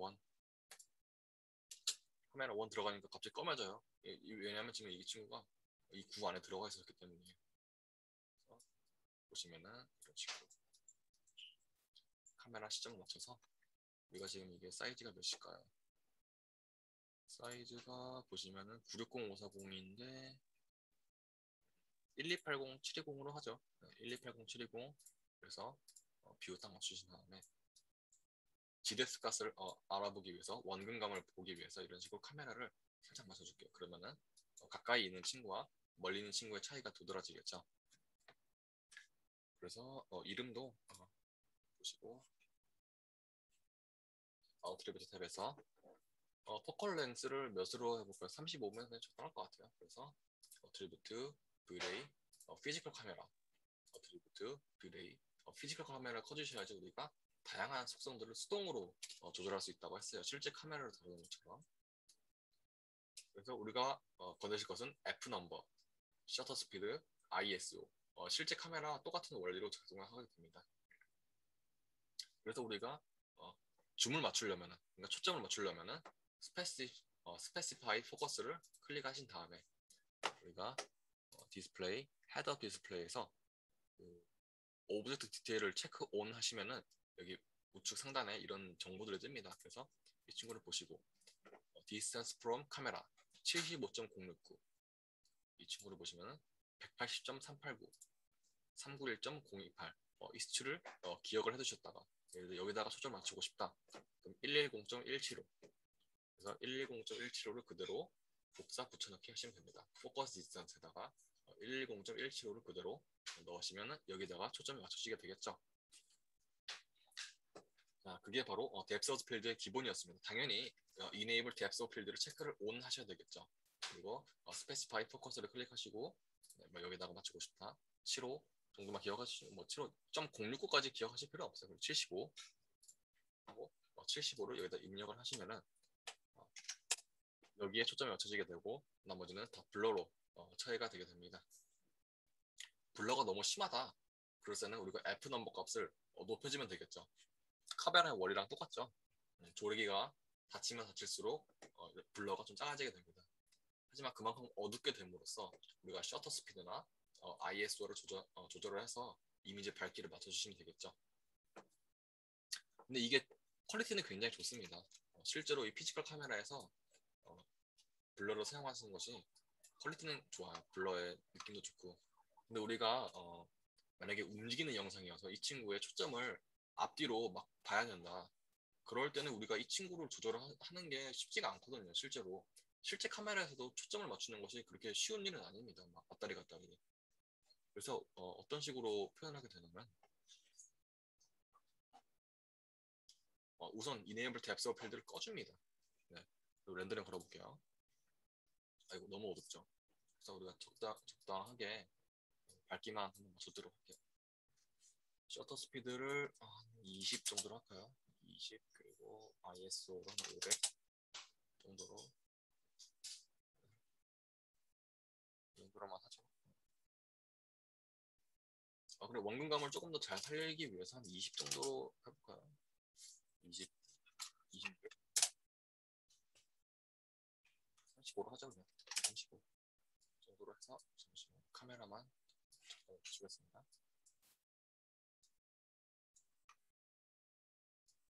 이런 식으로 보시면은 지금 당연히 뎁스 오브 필드가 안 먹혀 있죠. 왜냐면 제가 뎁스 오브 필드 옵션을 껐죠. 네. 키시게 되면 이런 식으로 뎁스 오브 필드가 먹히게 되고 끄시게 되면 당연히 여기 있는 친구의 초점이나 여기 맨 끝에 있는 친구의 초점이나 같이 나오게 됩니다. 자, 우리가 뎁스 오브 필드를 사용하기 위해서는 gdepth 값이라는 것을 뽑으셔야지 2D 툴에서 사용하실 수가 있습니다. 당연히 뎁스 오브 필드는 끄고요. 우리가 2D 툴에서 뎁스 오브 필드를 조절하기 때문에 마야에서 조절하는 것이 아니라 그래서 2D 툴로 가져가기 위해서는 적당한 정보가 필요합니다. 렌더 세팅창에 들어가게 됩니다. 그리고 렌더 엘리멘트를 보시고 계속 말씀드렸죠. 여기서 우리가 정보를 가져올 수 있다. 장바구니로. 제가 이번에 가져올 값은 gdepth라는 것을 가져올게요. gdepth. 아마 맨 아래에 있을 거예요. gdepth. 그래서 add 보시게 되면은 gdepth라는 친구가 하나 생겼어요. 자, 우선 살짝 꺼두시고 꺼두신 거면 옆에 내려둘게요. 자, 어떤 식으로 활용하느냐? gdepth를 한번 클릭을 해볼까요? 그리고 엑스트라 브레이 어트리뷰트를 클릭을 하시게 되면은 뭐 이것저것 정보가 떠요. 이 친구 말고요. 그래서 보시면은 depth black, depth white가 있습니다. depth black과 depth white의 뜻은 depth black은 가장 가까운 친구, 그리고 depth white는 가장 먼 친구의 수치를 적어주시면 됩니다. 자, 이 친구를 클릭을 해볼까요? 78.139 그리고 맨 끝에 있는 친구는 얘겠죠? 894.591 이 친구를 그대로 적어주시면 됩니다. 894.591 894.591 5까지밖에 안 적혀지네요. 이 친구는 78.139 그래서 78.139를 블랙 뎁스에다가 보시면 78까지 적을게요. 그리고 렌더링 한번 걸어볼게요. 당연히 RGB 컬러에서는 아무것도 나오지 않습니다. 우리가 이 친구를 gdepth로 바꿔보시면은 네, 가까운 친구는 블랙으로 표현이 되고 가장 멀면 멀수록 화이트로 보시는 것을 보실 수가 있습니다. 이 정보를 가지고 우리가 2D 텍스처 툴에서 조절을 하실 수가 있어요. 이 정보가 필요합니다. 가장 가까운 값은 블랙, 가장 먼 값은 화이트가 필요합니다. 정보가. 이왕 하는 김에 우리가 바닥까지 설치를 해볼까요? 바닥 별건 없고.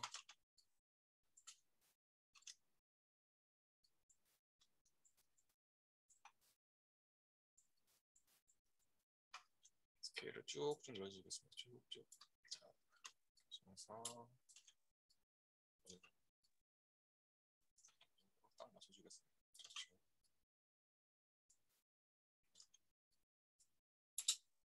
보시게 되면은 뭐 이 정도가 되겠죠.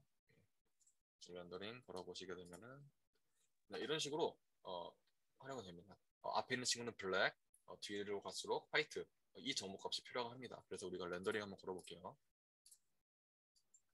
렌더링을 프로그레시브가 아니라 버켓 방식으로 걸겠습니다. 버켓. 최종 렌더는 항상 버켓으로 거셔야 됩니다. 프로그레시브로 설정되어 있으면 안 돼요.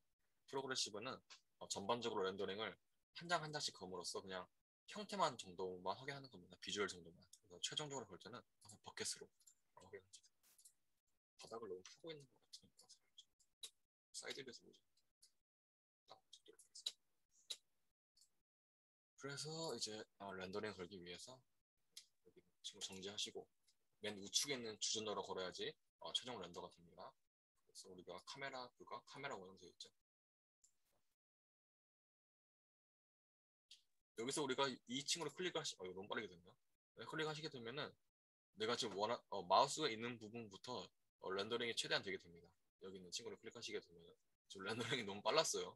네, 그래서 이 친구를 클릭하시고 마우스로 대고 있으면은 이 부분부터 렌더링이 빨리 되게 됩니다. 컴퓨터가 계산을 할 때. 이걸 또 알아두시고. 자, 제가 여러 가지 체크를 하느라고 그 폴더를 좀 정리를 못했는데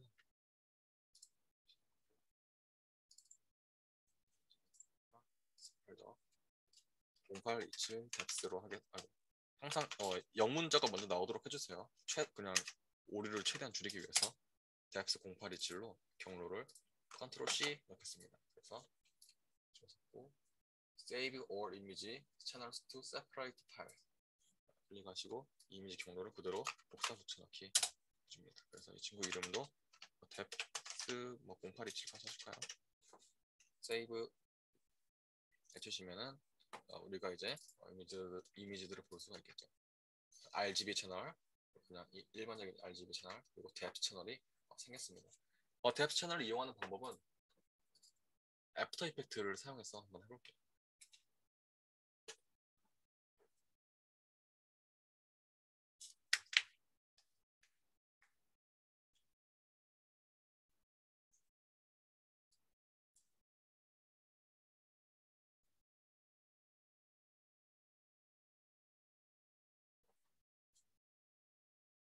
자, 애프터 이펙트를 한 번도 사용 안 해보신 분이나 혹시 안 깔려 있으신 분들도 있어요. 애프터 이펙트는 나중에 뭐 꼭 3D를 안 하더라도 써야 될 일이 굉장히 많습니다. 그래서 애프터 이펙트는 꼭 공부를 하시는 것을 추천드릴게요. 애프터 이펙트로만 할 수 있는 것들이 굉장히 많고 플러그인도 많이 시중에 풀려 있기 때문에 애프터 이펙트는 꼭 공부를 하시기 바랍니다. 꼭 프리미어 프로, 저는 프리미어 프로는 안 쓰거든요.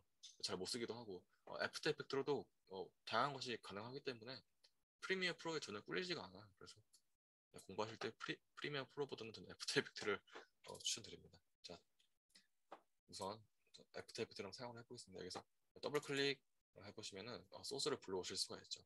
제가 뎁스 0827에다가 소스를 불러왔어요. 지금 쭉 들어가신 다음에 import. 그리고 지금 저는 32비트로 체크되어 있는데 여러분은 아마 8 BPC로 아마 설정이 되어 있을 겁니다. 이 친구를 클릭을 해보시고 뎁스를 여러분들은 지금 아마 8비트로 되어 있을 거예요. 이 친구를 32비트 per 채널 플로트로 체크를 해주세요. 그리고 옆에 보시면은 지금 sRGB, IEC 뭐 이쪽으로 저쪽으로 설정되어 있습니다. 이 친구로 변경을 해주세요. 여러분들은 아마 다른 걸로 체크가 되어 있을 거예요. 어도비 뭐 이런 걸로 체크되어 있을 것 같은데 이 친구로 체크를 해주세요. sRGB, IEC 619.66.2.1로 체크를 해주세요. 워킹 스페이스를 이 친구로. 그리고 여기는 리니어 워킹 스페이스를 체크를 해주세요. 리니어라이즈 워킹 스페이스. 이 친구를 클릭을 해야지 우리가 이제 마야와 3D 이미지 간에 원활한 작업을 진행할 수가 있습니다. 왔다 갔다 거리면서. 그래서 오케이 해주시면은 컴포지팅이 세팅이 되는 겁니다. 자, 그래서 이 친구를 드래그 앤 드롭 해줄게요. 이렇게. 뭐 이미지의 길이는 상관없을 것 같아요. 뭐 어차피 단일샷이기 때문에 그래서 대충 오케이 해줍니다. 자, 그래서 Shift 슬래시를 누르시게 되면은 뷰에 딱 맞게 이미지가 변경됩니다. 자, 이미지를 똑같죠. 이것도 어도비 프로그램이기 때문에 전혀 어려울 것이 없어요. 그래서 우리가 가져온 것이 GDEPS 값, 그리고 그냥 RGB 값, 그리고 이것은 알파 값이네요. 알파 값. 해서 한번 확인을 해볼게요. 여기다가 뎁스 값을 한번 먹여볼게요.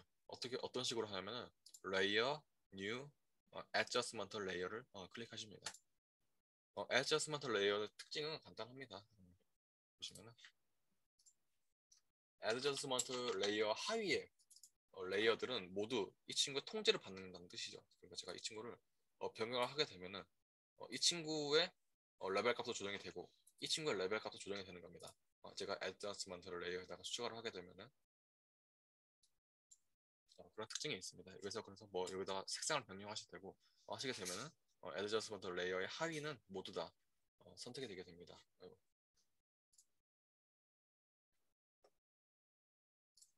그래서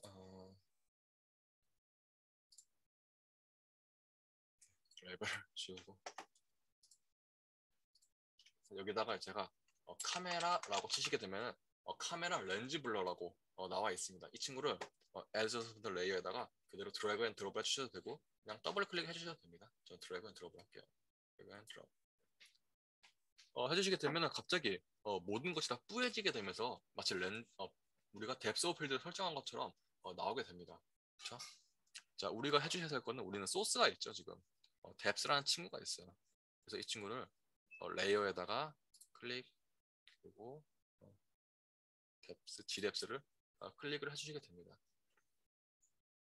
그럼 지금 보시는 것처럼 앞에 친구는 지금 블러가 하나도 먹지 않았고 뒤로 갈수록 지금 블러가 먹히는 것을 여러분들이 보실 수가 있습니다. 2D에서 조절할 때 좋은 점은 우리가 3D에서 조절하는 것처럼 그렇게 어렵지가 않습니다. 블러, 포컬 디스턴스를 드래그 해보시면서 보시면은 지금 블러가 너무 높아요. 온화되어 있는데 한 2 정도로 체크해볼게요. 자, 그래서 지금 0으로 되어 있을 때 이 친구에 초점 맞춰주죠. 이 친구를 살짝 돌려볼까요? 이렇게 3 정도로 한번 해볼게요. 3. 보시면은 이 초점이 바뀌시는 것을 보실 수가 있습니다. 이런 식으로 초점이 여기 맞춰졌네요. 그렇죠? 잘 보실지 모르겠는데 제가 이 블러 포컬 디스턴스를 조절을 할 때마다 초점이 이렇게 좀 앞으로 갔다 뒤로 갔다 하시는 것을 보실 수가 있습니다. 0으로 되어 있을 때는 맨 뒤에 친구가 블러가 되고요. 제가 이 친구를 1로 해볼까요? 1로 하게 되면은 지금 이렇게 이런 식으로 보시면 맨 뒤에 친구가 좀 약간 좀 선명해진 것을 보실 수가 있습니다. 친구를 그래서 우리가 이 친구의 키를 줘도 되겠죠. 지금 보시면 여기에 이제 초점이 맞게 되죠. 앞에 친구는 블러가 남아있고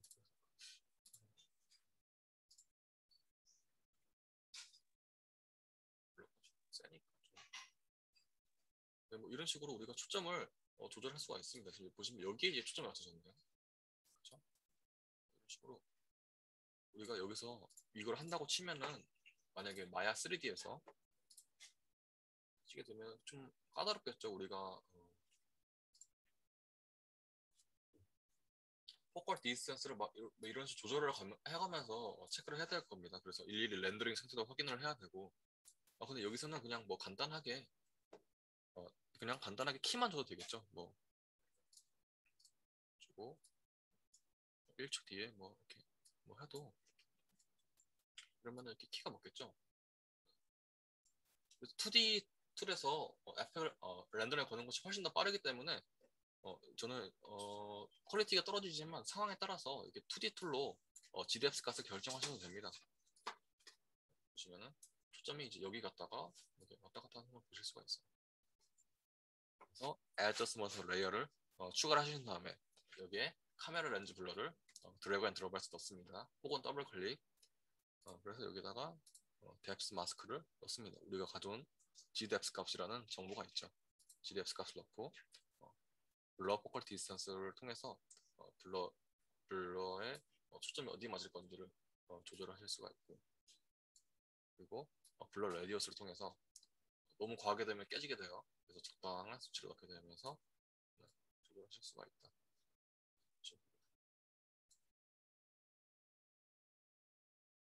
근데 이게 퀄리티가 좋지가 않아요. 확실히 마야에서 조절할 때 마야는 굉장히 좀 자연스럽게 나오거든요.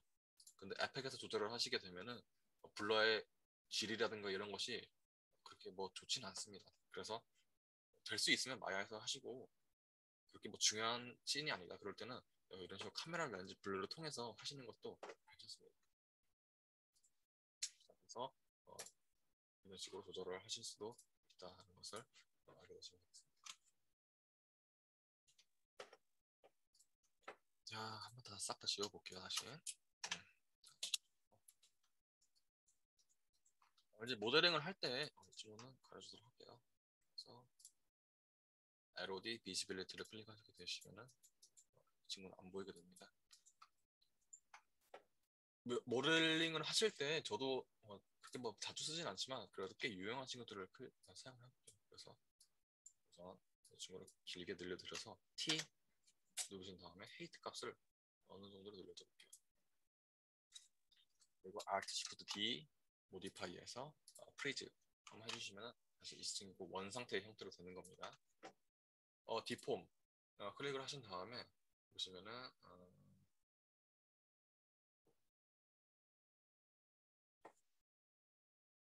논 리니어에서 우리가 또 다양한 친구들을 확인하실 수가 있습니다. 론 리니어에서 가장 많이 쓰는 친구는 이 밴드예요. 밴드. 밴드의 커버처를 클릭을 하신 다음에 미들 클릭으로 조절을 해볼까요? 이런 식으로 밴드를 클릭하신 다음에 커버처를 이런 식으로 미들 클릭으로 드래그 해봅니다. 이런 식으로 이런 식으로 밴드가 되고 있어요. 그래서 로우 라운드 이 친구를 또 조절을 하실 수가 있고요.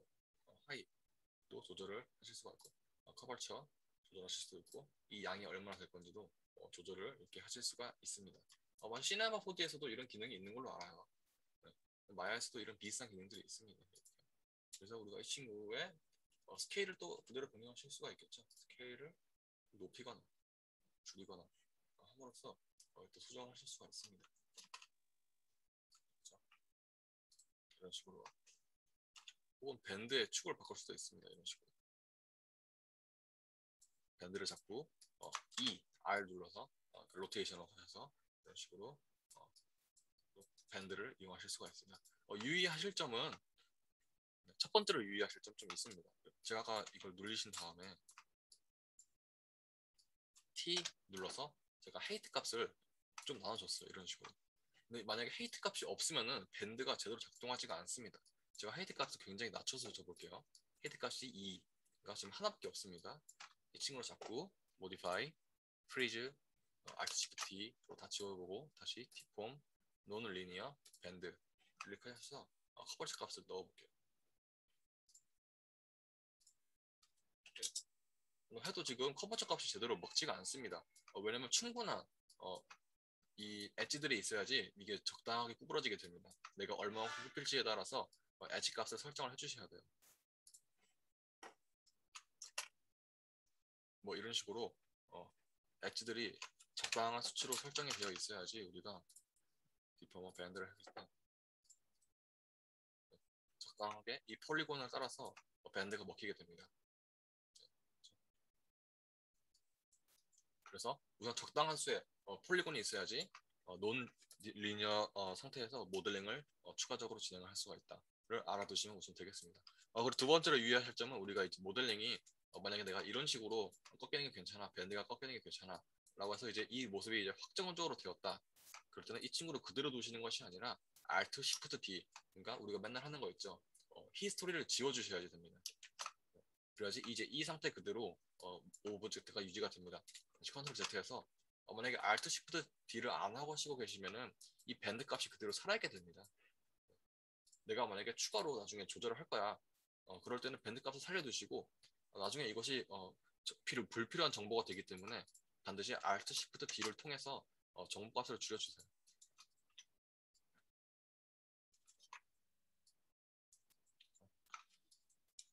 그래서 우리가 충분한 폴리곤이 있어야 되고 그리고 반드시 모델링을 논 리니어를 통해서 완성됐다. 그럴 때는 Alt Shift D를 통해서 밴드의 정보를 없애주는 것이 좋다.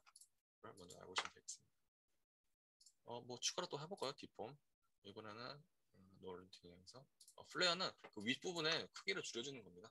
보시면 이런 식으로 많이 나와요. 저도 하나하나 자세하게는 잘 모르고 뭐 줄여보시면 이런 식으로 조절할 수가 있겠죠. 뭐 이렇게.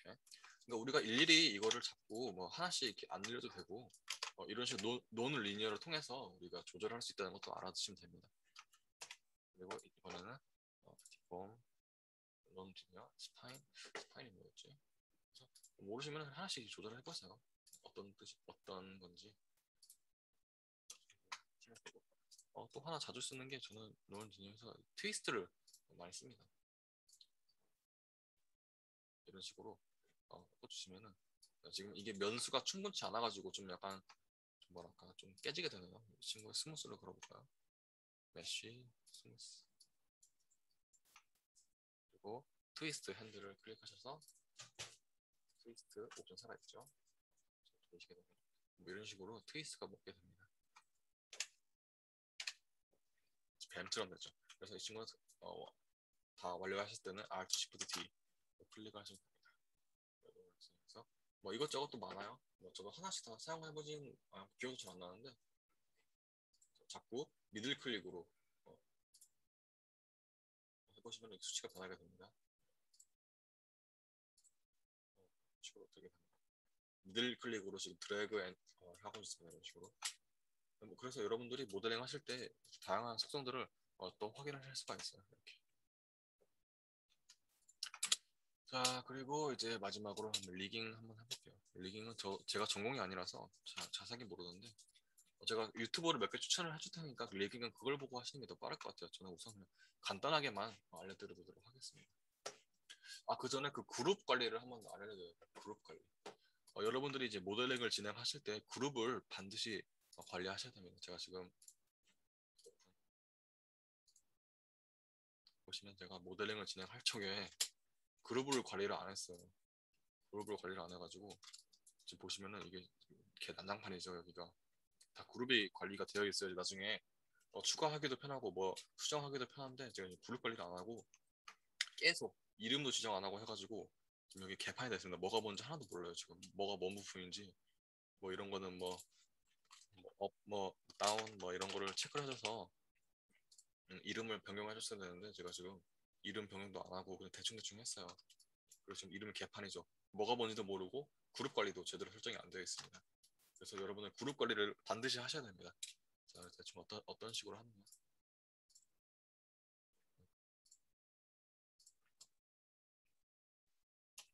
다시 그룹을 반드시 하셔야 돼요. 당연히. 컨트롤 D. 여러분들이 이제 뭐 이것저것 모델링을 하시겠죠. 뭐 컨트롤 D에서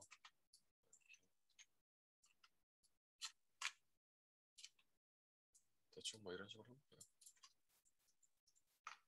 자, 지금 이 친구랑 이 친구랑 이 친구랑 세 개의 오브젝트가 있습니다.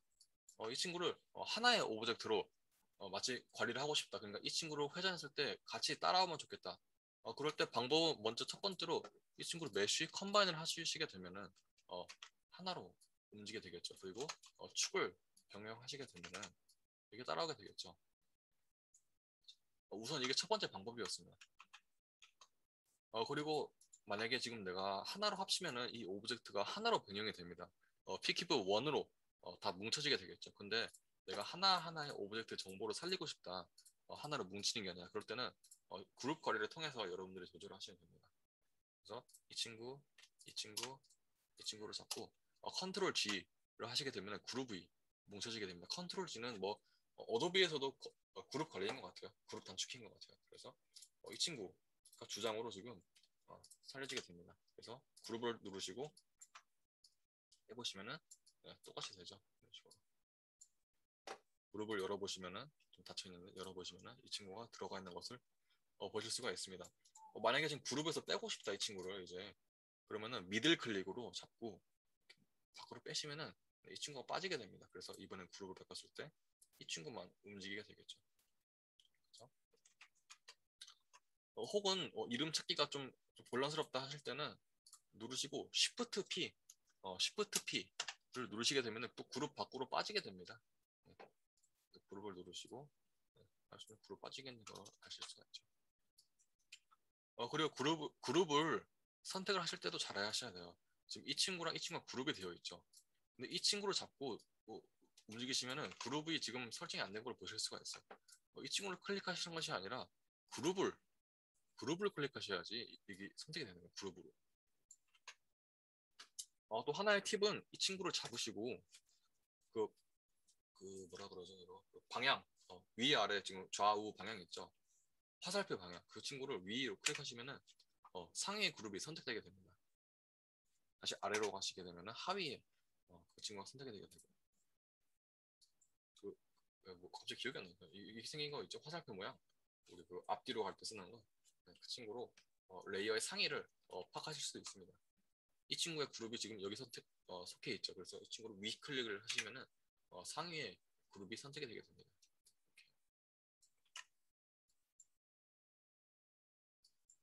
그리고 이 친구가 다시 그룹에 들어갔으면 좋겠다. 그럴 때는 다시 미들 클릭으로 움직여요. 좌클릭으로는 선택이 안 돼요. 미들 클릭으로 이렇게 움직일 수가 있습니다. 미들 클릭으로 그룹에 넣어주실 수가 있고요. 우선 첫 번째로. 두 번째로는 이 친구를 잡고 그 다음에 들어가고 싶은 그룹을 컨트롤 누르신 다음에 클릭 후 P를 누르시게 되면은 그룹이 들어가게 됩니다. 그룹 안으로. 이런 식으로. 여러분들이 그룹 관리를 잘 해야지 뭐든 인간에 아주 모델링도 편하고 UV 관리도 편하고 그럽니다. 레이어 관리도 편하고. 그러니까 이런 식으로 좀 3개가 들어가 있죠. 그룹 안에 한 그룹 안에 3개가 들어가 있어서 우리가 뭐 스케일을 조절하거나 혹은 뭐 로테이션을 조절할 때도 하나의 그룹으로서 움직여서 더 편하죠. 상황에 따라서. 그렇죠? 혹은 그룹의 축을 변경을 해서 쓰실 수도 있겠죠. 이런 식으로. 편합니다. 그렇죠? 그래서 그룹을 다시 한번 알려드렸고요. 그래서 그룹 관리를 꼭 잘 하시는 것이 꽤 중요합니다. 그룹 관리는. 리깅을 살짝만 그냥 맛보기를 해보죠. 어떤 식으로 하는지만 살짝만 설명을 해드릴게요. 제가 지금 쓸 파일은 보이 리메시 fbx를 드래그 드롭을 해보겠습니다. 보이 혹시 이 친구가 필요하신 분이 있으실까요? 필요하시면 채팅으로 해주세요. 제가 보내드릴 테니까. 그래서 이 친구를 우선 내가 완성한 모델링을 구해옵니다. 뭐 이게 뭐 캐릭터가 될 수도 있겠죠. 전 지금 사람으로 우선 빨리 구해왔습니다. 제가 리깅 전문 아니기 때문에 우선 간단하게만 설명을 해드릴게요. 클릭하시면은 장면에서 뼈를 심는 겁니다. 이번에는 우리가 그동안 계속 썼던 것이 모델링 탭에서 계속 뭐 작업을 진행했었어요. 이제 리깅 즉 뼈를 심는 작업에서는 이 친구를 리깅으로 변경을 해주시면은 뭔가 좀 바뀌는 것을 보실 수가 있어요. 다시 모델링 해봤을 때는 다르죠? 지금 메뉴 탭이 네. 여기서 이제 우리가 뼈를 심는 겁니다. 자, 어떤 식으로 하느냐? 스켈레톤에서 create joint라고 있습니다. create joint 클릭하시고 4번 그래서 좀 보기 쉽게 할게요. 뭐 방법은 딱히 없는데 가장 많이 쓰이는 방법은 우선 골반의 중심점에서 시작을 합니다. 우리 척추뼈가 몇 개죠? 한 10개 되나? 자세하게 모르겠는데 그렇게 뼈를 많이 씹게 되면 우리가 조절할 때가 좀 어려워요. 그래서 굳이 우리가 꼭 의학적 정보를 바탕으로 정확하게 할 필요는 없기 때문에 저는 한 주로 하나, 둘, 셋, 넷, 목 부분 하나, 둘 해봅니다. 자, 이런 식으로 보시면은 조인트를 열어보시면 이런 식으로 조인트가 다 설정이 되어 있는 것을 보실 수가 있어요. 사이드 뷰로 가볼까요? 사이드 뷰로 가보시면 지금 이런 식으로 조인트, 뼈가 지금 심어져 있는 걸 보실 수가 있어요. 그래서 이 친구를 클릭해 보시고 그 다음 조인트 좀 여기죠. 그래서 뼈에 맞춰서 살짝 이렇게 3은 여기나요? 허리가 살짝 이렇게 굽어져 있기 때문에 그쪽으로 3은 여기 머리는 이런 식으로 우리 허리의 굴곡에 맞춰서 우선 척추를 한번 대충 심어줍니다. 이런 식으로 이름도 조인트 1, 조인트 2로 냅두시는 것이 아니라 뭐 스파인이라든지 뭐 스파인 2, 뭐 이런 식으로 이름을 지정을 해주시는 건 좋습니다. 나중에 이름을 알아야지 수정하기도 편하고 찾기도 편합니다. 네, 근데 이름을 지금 하나씩 지정하기 좀 귀찮아서 저는 이런 식으로 대충 몸의 형태에 맞춰서 스파인을 하나 심어 놓습니다. 자, 이번에는 다리를 심어줘 볼게요. 자꾸 똑같습니다. 스켈레톤, 크레이지 조인트. 대퇴근이었나요? 뭐 대충 자꾸 실제로 있는 우리가 뼈가 여기 있겠죠. 여기 그리고 여기 그리고 만약에 발도 필요하다 그럴 때는 발까지 해줍니다. 만약에 발가락까지 뼈가 움직여야 된다 그럴 때는 발가락까지 하나씩 다 심어주시면 됩니다. 제가 지금 그런 자세한 정보 잘 모르기 때문에 제가 링크만 알려드릴게요. 간단하게. 정면도 보시고 빼고 보시고 식으로 우리가 무릎 살짝 굽어져 있겠죠. 이런 식으로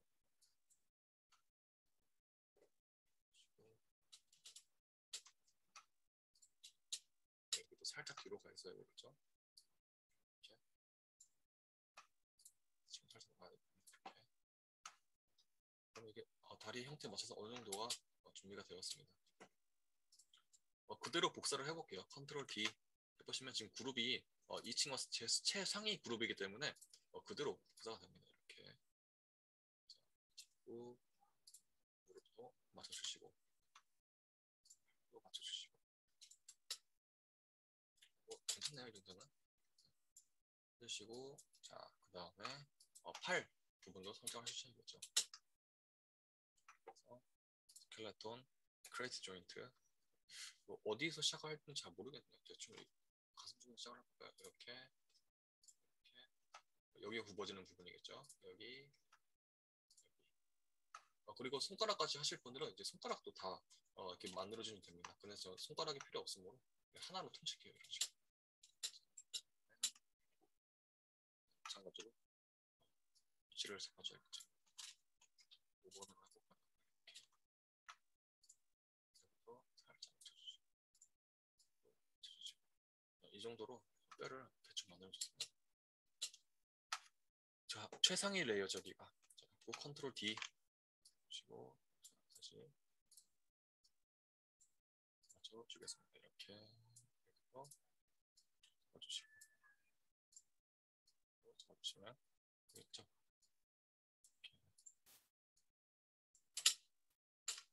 해보시면 적당하게 잘 들어갔습니다. 자, 그 다음에 우리가 이제 지금 보시면 척추로 걷는 길 하나 그리고 이게 이름 여기 맨 위에만 잘 체크를 해줄게요. 그래서 여기는 뭐 L 레그 뭐 할까요?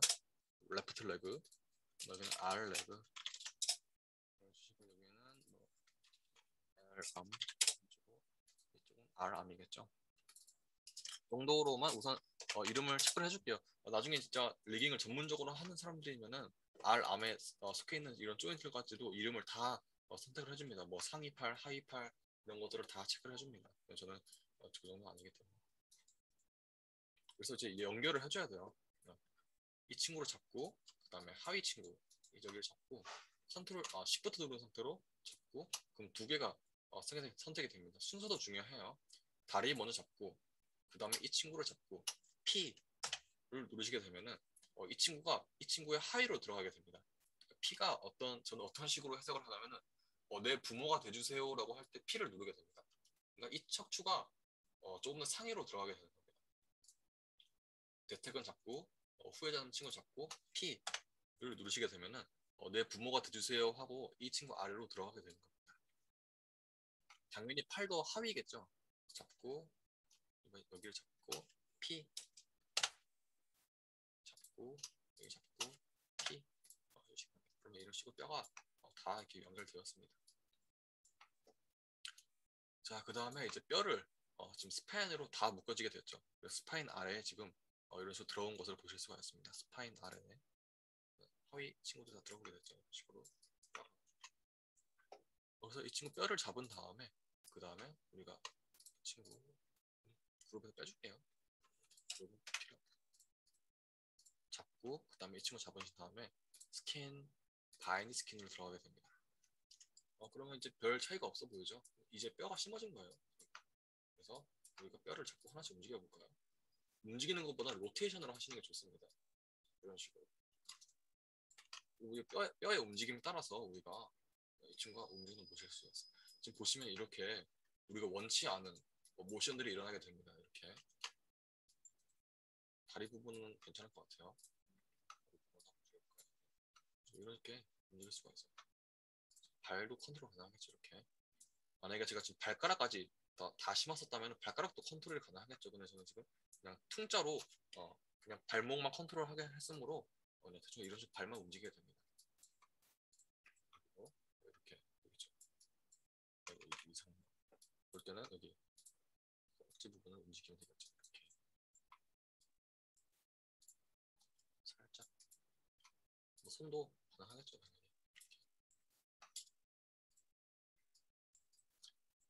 이런 식으로 하게 되면 모델링이 굉장히 쉬워지겠죠. 제가 만약 이거를 바인드 스킨 안 하고 모델링을 한다고 치면은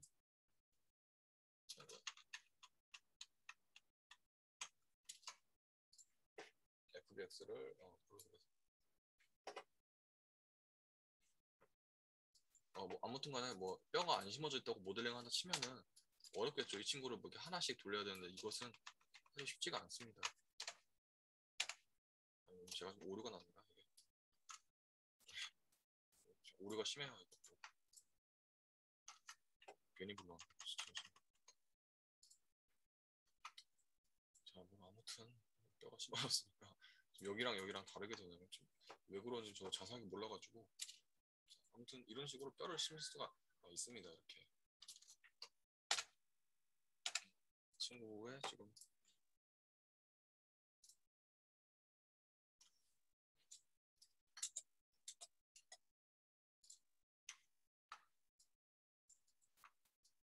주는 게 다시 볼게요.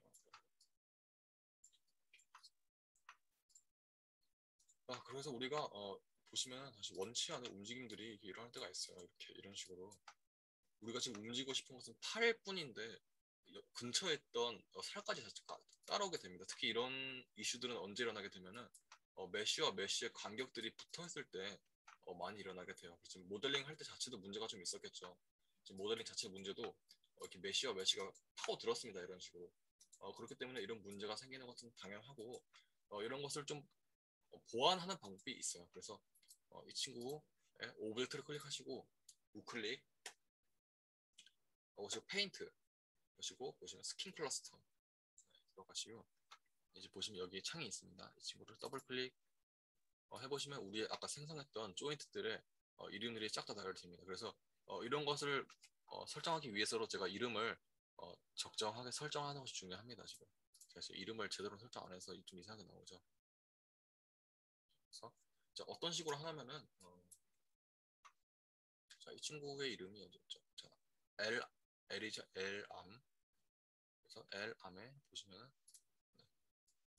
이렇게 색을 이렇게 칠해주시면 좋습니다. 왜냐면은 이 점 하나가 어디까지 컨트롤할 거냐라는 뜻이거든요. 이게 지금. 그러니까 제가 지금 이름을 선택 안 했죠. 제가 만약 이름을 변경했으면 여기가 뭐 핑거, 뭐 핸드 정도가 되겠죠. 조인트 16인데 지금 이 친구를 손의 영역까지만 선택을 해줍니다. B 누르신 상태로 좌클릭 어택을 해보시면 이런 식으로 원의 크기가 조정이 가능합니다. 그 다음에 이 친구를 보시면 이 친구가 지금 이런 식으로 손의 영역까지 뻗어 있는 것을 보실 수가 있어요. 그래서 이 친구도 손목만 컨트롤하게 해주는 겁니다. 지금 제가 좀 위치가 변경되면서 좀 이상하게 됩니다. 이런 식으로 손목만 컨트롤하게 되고 자, 뭐 이런 친구도 이렇게 어깨만 잡아주는 겁니다. 보시면 이렇게 색을 분명하게 영역을 나눠주는 겁니다.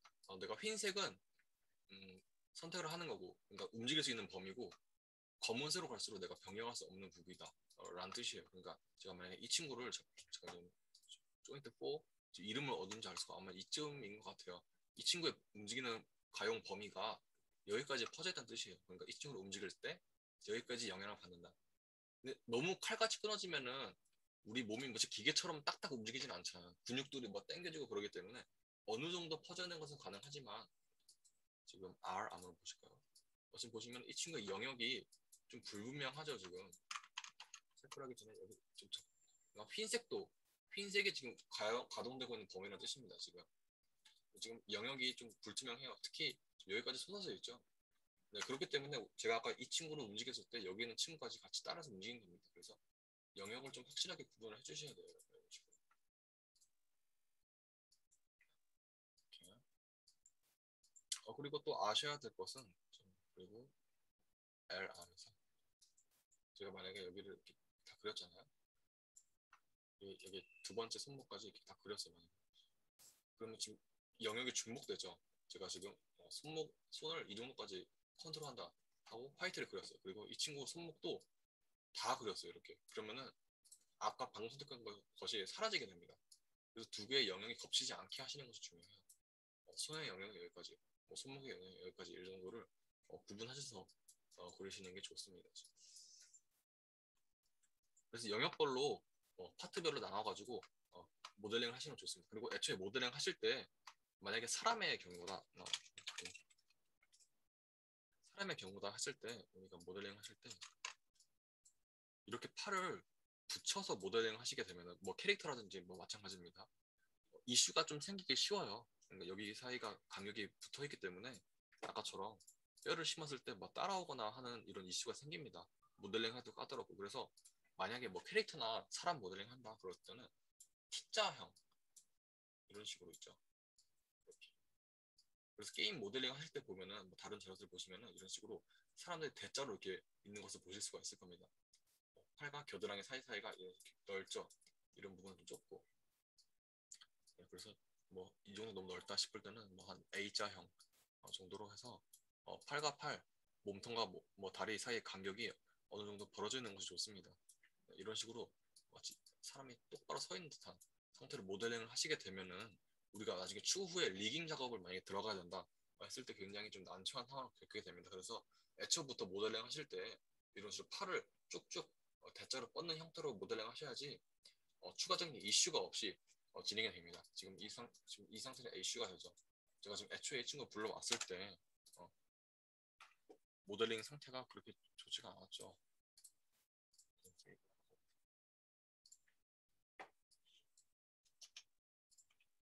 보시면 지금 모델링 상태가 애초에 이런 식으로 붙어 있었습니다. 네, 겨드랑이와 팔이 애초부터 붙어 있었죠, 모델링이.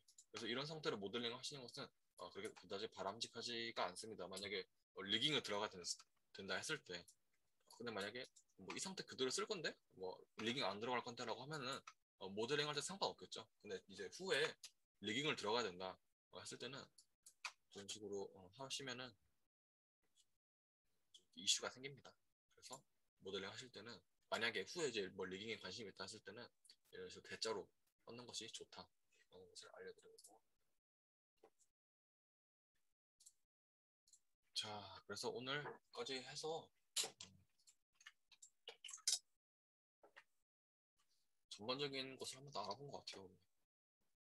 시간이 굉장히 적었다고 생각했었는데 어찌어찌 잘 되겠다. 자, 그래서 우리가 이제 한번 쫙 알아봤죠. 프리 프로덕션에서 제가 항상 강조 드렸던 거는 카메라. 지금 한번 쭉 경험해 보시고 나니까 카메라가 얼마나 중요한지 아시겠죠? 카메라에 따라서 모델링의 퀄리티가 달라지고, UV를 어떻게 필 건지도 달라지고, UV 심이 잘라지는 부위가 카메라에 보이는 부위에 있으면 굉장히 어색해지겠죠. 잘린 접합면이 보이게 됩니다. 그래서 카메라에 따라서 UV도 달라지고, 그다음에 스무스를 넣게 되고, 우리가 스페큘러 체크도 한번 해봤습니다. 그리고 범프 노멀 디스플레이스먼트도 우리가 서브선스 페인트에서 적당하게 조절을 한번 해봤어요. 그리고 아까 제가 말씀드렸던 디스플레이스먼트의 밀도도 한번 체크를 해봤죠. 우리가 범프도 체크를 해봤고 음, 모공인데 무슨 콘크리트처럼 푹 파져 있으면 안 되겠죠. 그래서 그런 스케일감을 조절하는 겁니다. 어느 정도 파일지 체크도 해보고 우리가 텍스처 작업도 해봤습니다. 텍스처 작업 서브선스 페인트에서 전문적으로 몇 달간 배우지 못했지만은 한 며칠 정도 하면서 적당하게 배워봤습니다. 체험을 한번 해본 거죠. 리깅은 제가 잘 못하기 때문에 그래서 가로치고 해놨었죠. 그래서 에펙스는 전혀 못하기 때문에 못했고 리깅은 뭐 이런 식으로 진행을 하는 거다. 그리고 한 가지 팁을 드렸죠. 만약에 리깅을 들어가게 될 당시에는 하려고 하면은 모델링 단계에서부터 애초에 사람을 이렇게 T자형으로 제작을 해야지 리깅 단계에서 편하다라는 것을 알려드렸습니다. 그리고 라이팅도 굉장히 중요하죠. 빛이 있어야 모든 것이 보입니다. 그래서 빛을 어떻게 설정하는지 3점 조명에 대해서 그냥 고전적인 방법이죠. 3점 조명을 한번 알아보았고 그리고 우리가 라이트 믹스를 통해서 이것저것 또 조절을 할 수가 있었죠. V-Ray 라이트 믹스를 통해서 렌더 엘리먼트에 라이트 믹스라고 이번에 새로 추가된 기능이에요. 그래서 이 친구를 추가를 하시면은 애드 장바구니 넣게 되시면은 렌더링을 걸었을 때 라이트 정보들이 나오게 됩니다. 그래서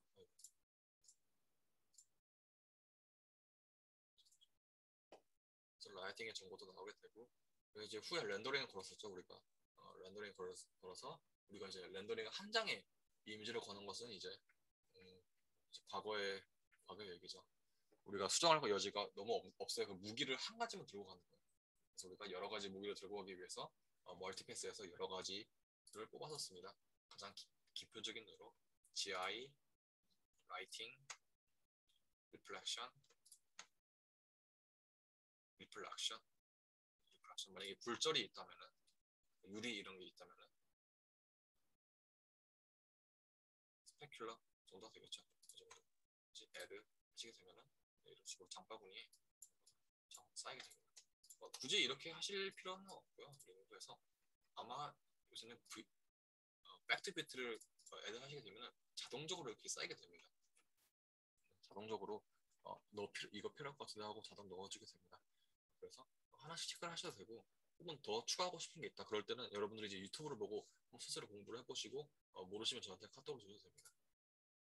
여기서 이제 멀티패스로 다양한 정보들을 가지고 렌더링 걸어봤습니다. 그래서 컬러 커렉션, 그레이드, 컴포지팅 이런 거는 이제 애프터 이펙트나 혹은 포토샵, 누크에서 이제 우리가 이제 다양한 정보들을 가지고 멀티패스를 가지고 어, 수정을 할 수가 있었죠. 뭐 휴를 변경한다던가 레벨 그리고 우리가 이제 마스크도 따왔었죠. 우리가 멀티 매트 이미지로 가서 RGB로 나눠서 어, 멀티패스로 가져와서 이미지를 수정했습니다. 그렇게 해서 이제 파이널이 완성되는 거죠.